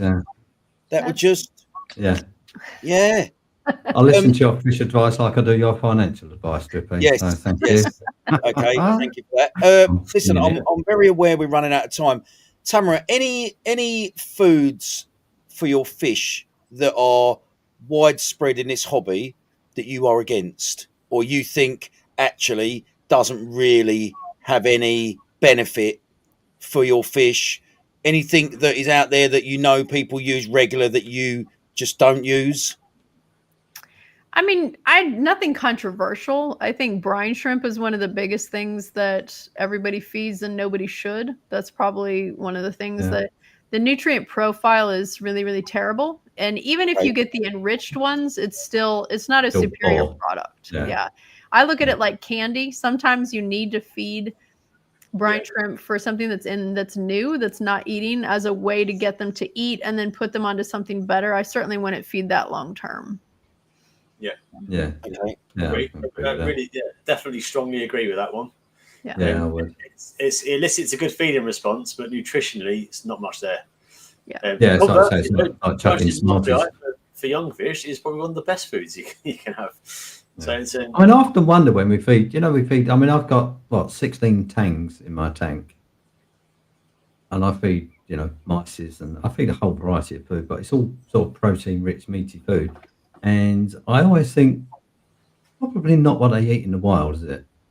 No, tangs should be eating like 80% algae. Yeah. I mean, I feed them, obviously nori and stuff, and they graze all day, but I do think it's probably not the best diet. You've got to think of the biology of the fish. So herbivorous grazing fish have a very, very long gut. And that gut is designed to extract maximum nutrition from very poor nutrient-laden food, like algae. They're pretty rubbish at it as well, aren't they? So they eat all the time. Shitloads of algae, pretty much constantly. If you watch a tang, it's doing nothing but eating all day long, because their food is so nutrient poor. Then you go, we as aquarists go and feed them a nutrient-dense food like a brine shrimp or a mysis shrimp every couple of hours, and they lap it up. It's no good for them. It's like you eat a curry. That's what I'm saying. Long term, it makes me wonder if you're just making your fish obese and their liver's full of fat, and I don't know where the balance is. Because obviously some of the fish need the mysis. 100%. If a tang's swimming around on a reef and then there are some pelagic zooplankton that appear, it's going to hoover them up as an opportunistic feeder, right? It's just not going to happen every day or every 2 hours. No, so it's pretty rare, isn't it? Yeah. I mean, this is we could be here a while for this one. Top 15 food. Top 15 foods is over. Well, I'd say curry. I'll ask this question: how do you feel about feeding foods that are non-marine? Like people put lettuce, broccoli, banana, spinach. I've never heard banana. But you haven't seen in America, does he? I have not heard of that. Like lettuce and broccoli, spinach, romaine, like those are pretty common for people to put in. And I'm all for that. I'm not for lettuce. The nutrition is basically nothing. Yeah, zero. Romaine. I just wonder if the fiber is important though, even if it's not nutritional. Yeah, but I think you can get it in other ways, get nutrition and fiber better. And so, if you really want to feed lettuce, feed spinach or romaine, that's going to have a better profile. I do feed broccoli. I make my own food. And I said this the other day and someone laughed at me. I went, I think feeding broccoli would be a good thing. It is. Yeah. It is really good. I mean, I don't do the stalks. I do like the head florets on the end. Yeah, those are really good. You blend it, or just how do you feed it? Do you blend it and then freeze it? Or I blend it, and I usually freeze them into either cubes or a Ziploc bag, and then I break it into pieces. Well, so it's pure broccoli blended in a cube. I just cut off the ends, and then I blend it with other things. So I'll put it in with like Celcon, or I'll put it in with mysid shrimp, or whatever else. It's still particles of broccoli. It's still what? It's still smaller particles of broccoli. It's not a soup. It's not a soup. It like that you can actually see like the ends of it. Yeah. Yeah. And then if your fish is really constipated, frozen peas are like the best thing ever. Just feed little frozen peas. Yeah, de-skinned, and they love it. So that's a really good thing. As far as like the best foods, I would just say as close to the ocean as you can get. And so, if you can go chopped up like clam or squid is going to be a lot better than really processed foods. So Or Cheerios. apparently Cheerios are like the magic secret sauce. I'm not, I'm not sure what we need to investigate with Cheerios. I think that's pretty great. But anytime you can get closer to like fish flesh, you know, like whether you can do salmon or trout mackerel. Or mahi or something, mackerel. Yeah. So those are going to be really good.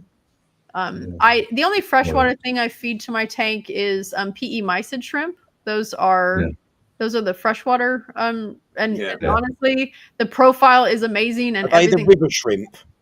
Are they like the river? No, they're small mices.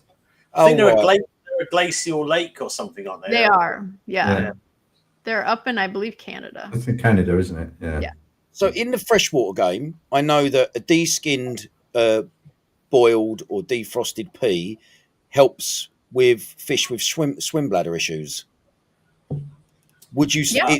It's just same carries over to marine fish. Might sound a silly question. Constipation. But... It's more constipation. I haven't seen it help swim bladder issues, but maybe I just haven't seen that. It generally, coming from a freshwater background, sorry to swear at people, Get off. You generally feed de-shell peas to things like carp and goldfish and fancy goldfish that have been fed a too high a protein diet previously, which has given them that problem. Right. Okay, so you're basically putting them on a diet then. Yeah, you're purging their system. Yeah. I don't think it just balances them back out. Yeah, just. Drippy, I don't know if the plan was or not, but have we got any teeth-related questions for tomorrow? Any teeth-related questions for tomorrow? Now, you are a little devil because I thought I'd got out of trying to work how to find it. But if you chat amongst yourselves, so tomorrow we have a game. I think I found it. So it is a game. We have a game. Oh, sorry. We have a game. Maybe I'll just play this first. Are you still like?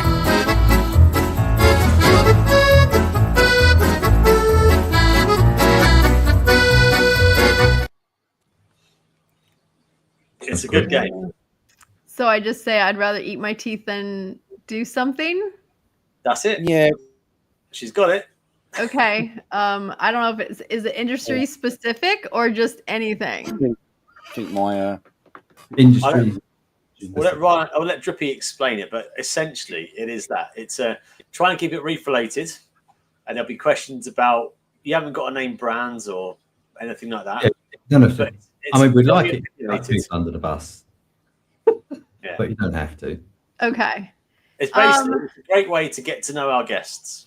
Okay. On a personal, interactive level. Okay. If he can do it. If he can do it, yeah.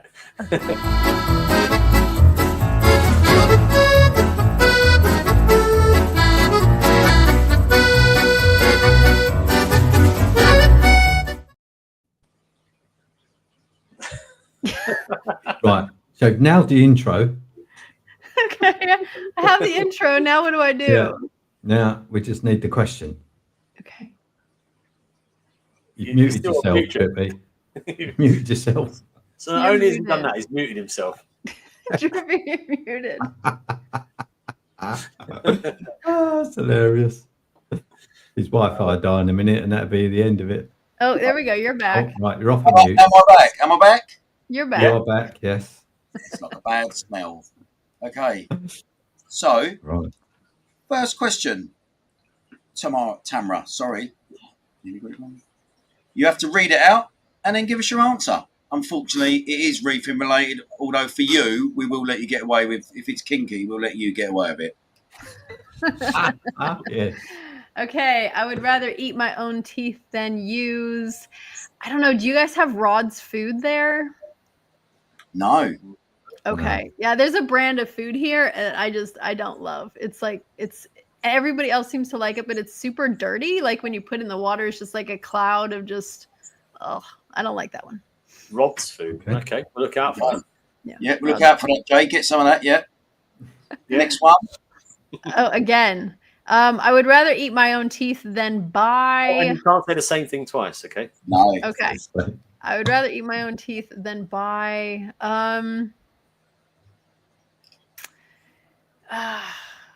I would say any sort of butterfly that eats corals. Like the worst. Wow. I just feel bad. Most of them are not successful.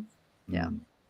Fair point. No. Yeah. I would rather eat my own teeth than sell an unquarantined fish. Here we go. Like it. Yeah. I mean, after the last hour and 59, you kind of had to say that, really. I would rather eat my own teeth than take advice from online forums. Should you said Drippy? I mean, now you've met him. I know she wanted to. Don't worry. No, there's so much bad knowledge out there, and then honestly, the people are horrible. Like you ask a question, and they're just terribly rude. Yeah, true. I'd rather eat my own teeth than admit to the other half I paid. Well, I have a Lenardi RAS, so that should tell you I paid. Nice. He was $1,500, so that was a lot. You didn't have to say that out loud. Oh, in that case, $12. Yeah. $15 you meant, yeah. Yeah. God. I would rather eat my own teeth than reef without I would say a good power head.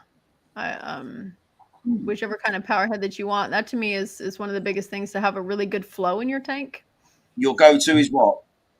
Right now I have the max spec, the little puck ones. Oh, I thought you were going to say a Biz or something, Pentaray or something sexy. No, not sexy, boring. I know in America when I was there, you guys love a Seache Voyager. Yeah, if you have a really big tank, yeah. I used to have a 12-foot coral grow out tank, and I had those surrounding the outsides to get that high flow. Yeah, it worked great. I've got one Drippy in my tank. Have you? Yeah, over the back. Yeah, it's nice pump. I like it. Mm-hmm. Yeah. And Seache makes such a great pump. Like they work really well. Work. Yeah. Yeah. Yeah. Seache are pretty good value for money, to be fair. Yeah. Yeah. I completely agree. Yeah. Like if Seache is usually paired up against another pump, I'll typically buy the Seache. Yeah, you get a good warranty. Is it 5 years? I think with them. Yeah. Yeah, they're 5 years, and I've had them last for a really long time. Okay, interesting. Is that it, Drippy? Or? Well, I'm kind of trying to find the outro, because we are getting close to the mark, if not a little bit over. And I was kind of hoping that you'd carry on talking and no one would see. No one would notice? No one would notice. It'd be seamless.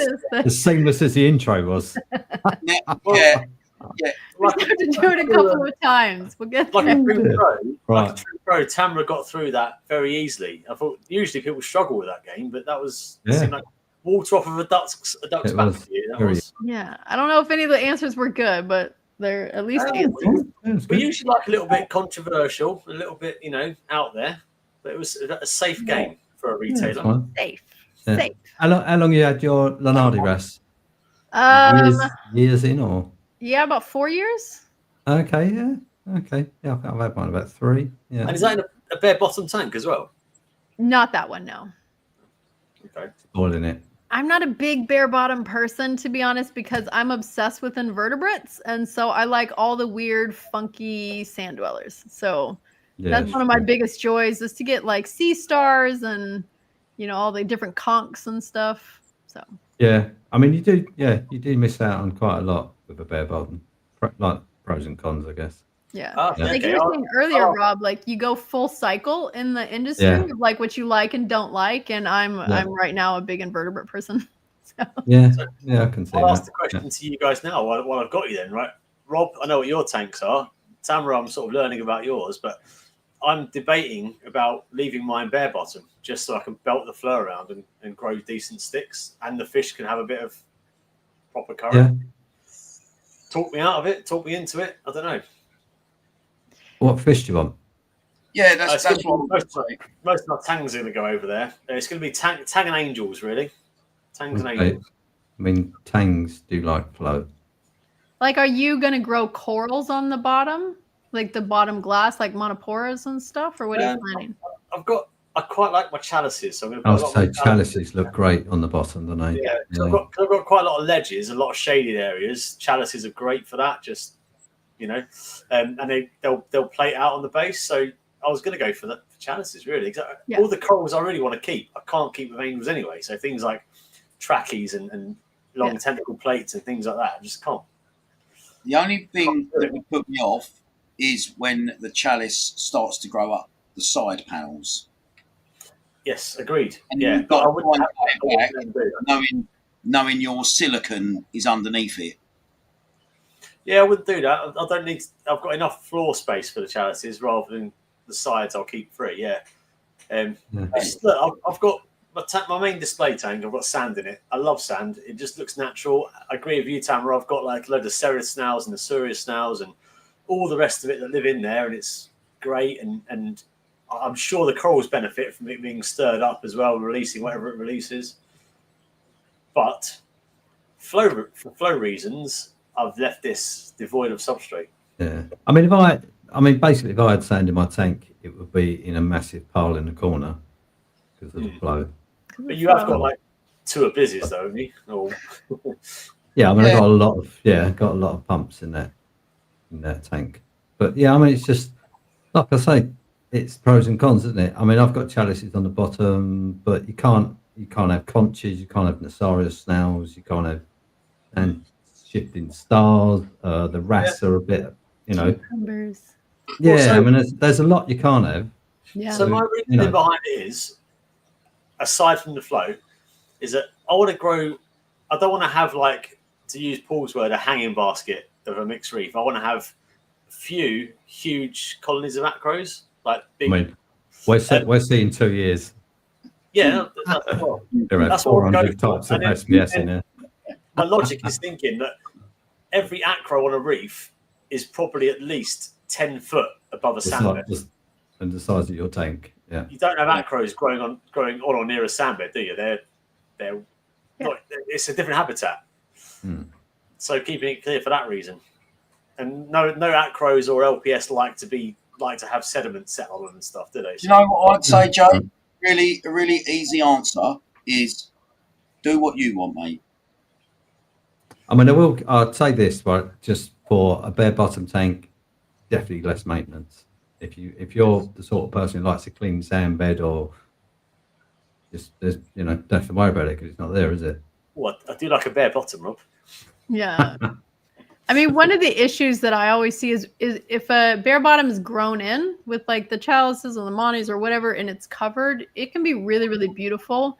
The in-between time to me is not beautiful because you constantly have algae growing on it. You're constantly scraping the glass. Like now you're scraping not your sidewalls, you're scraping your bottom as well to try to keep it clean. There's always parts that you can't clean. Like you're like underneath the rocks, you're always seeing stuff under there. And to me, bare bottom tanks in the first couple of years, they look dirty to me. And that's just because of that constant maintenance that's required to clean the bottom glass. That isn't easy. Your front glass is super easy, but that bottom to me isn't easy. Now, after it's grown in and you got your corals and everything, then I think it's really beautiful. But that's I mean, they definitely look more artificial than a tank for sanding. Yeah, 100%. Yeah, but then if you're trying to replicate a reef, like I just said, there's no sand in a visible shot of an acro normally. Yeah, no, that's true. Yeah, that is true. Right, I'm very conscious. We've run over. We got through it. Tamara actually had a key word that meant she wants to get the fucking hell out of here, which was octopus.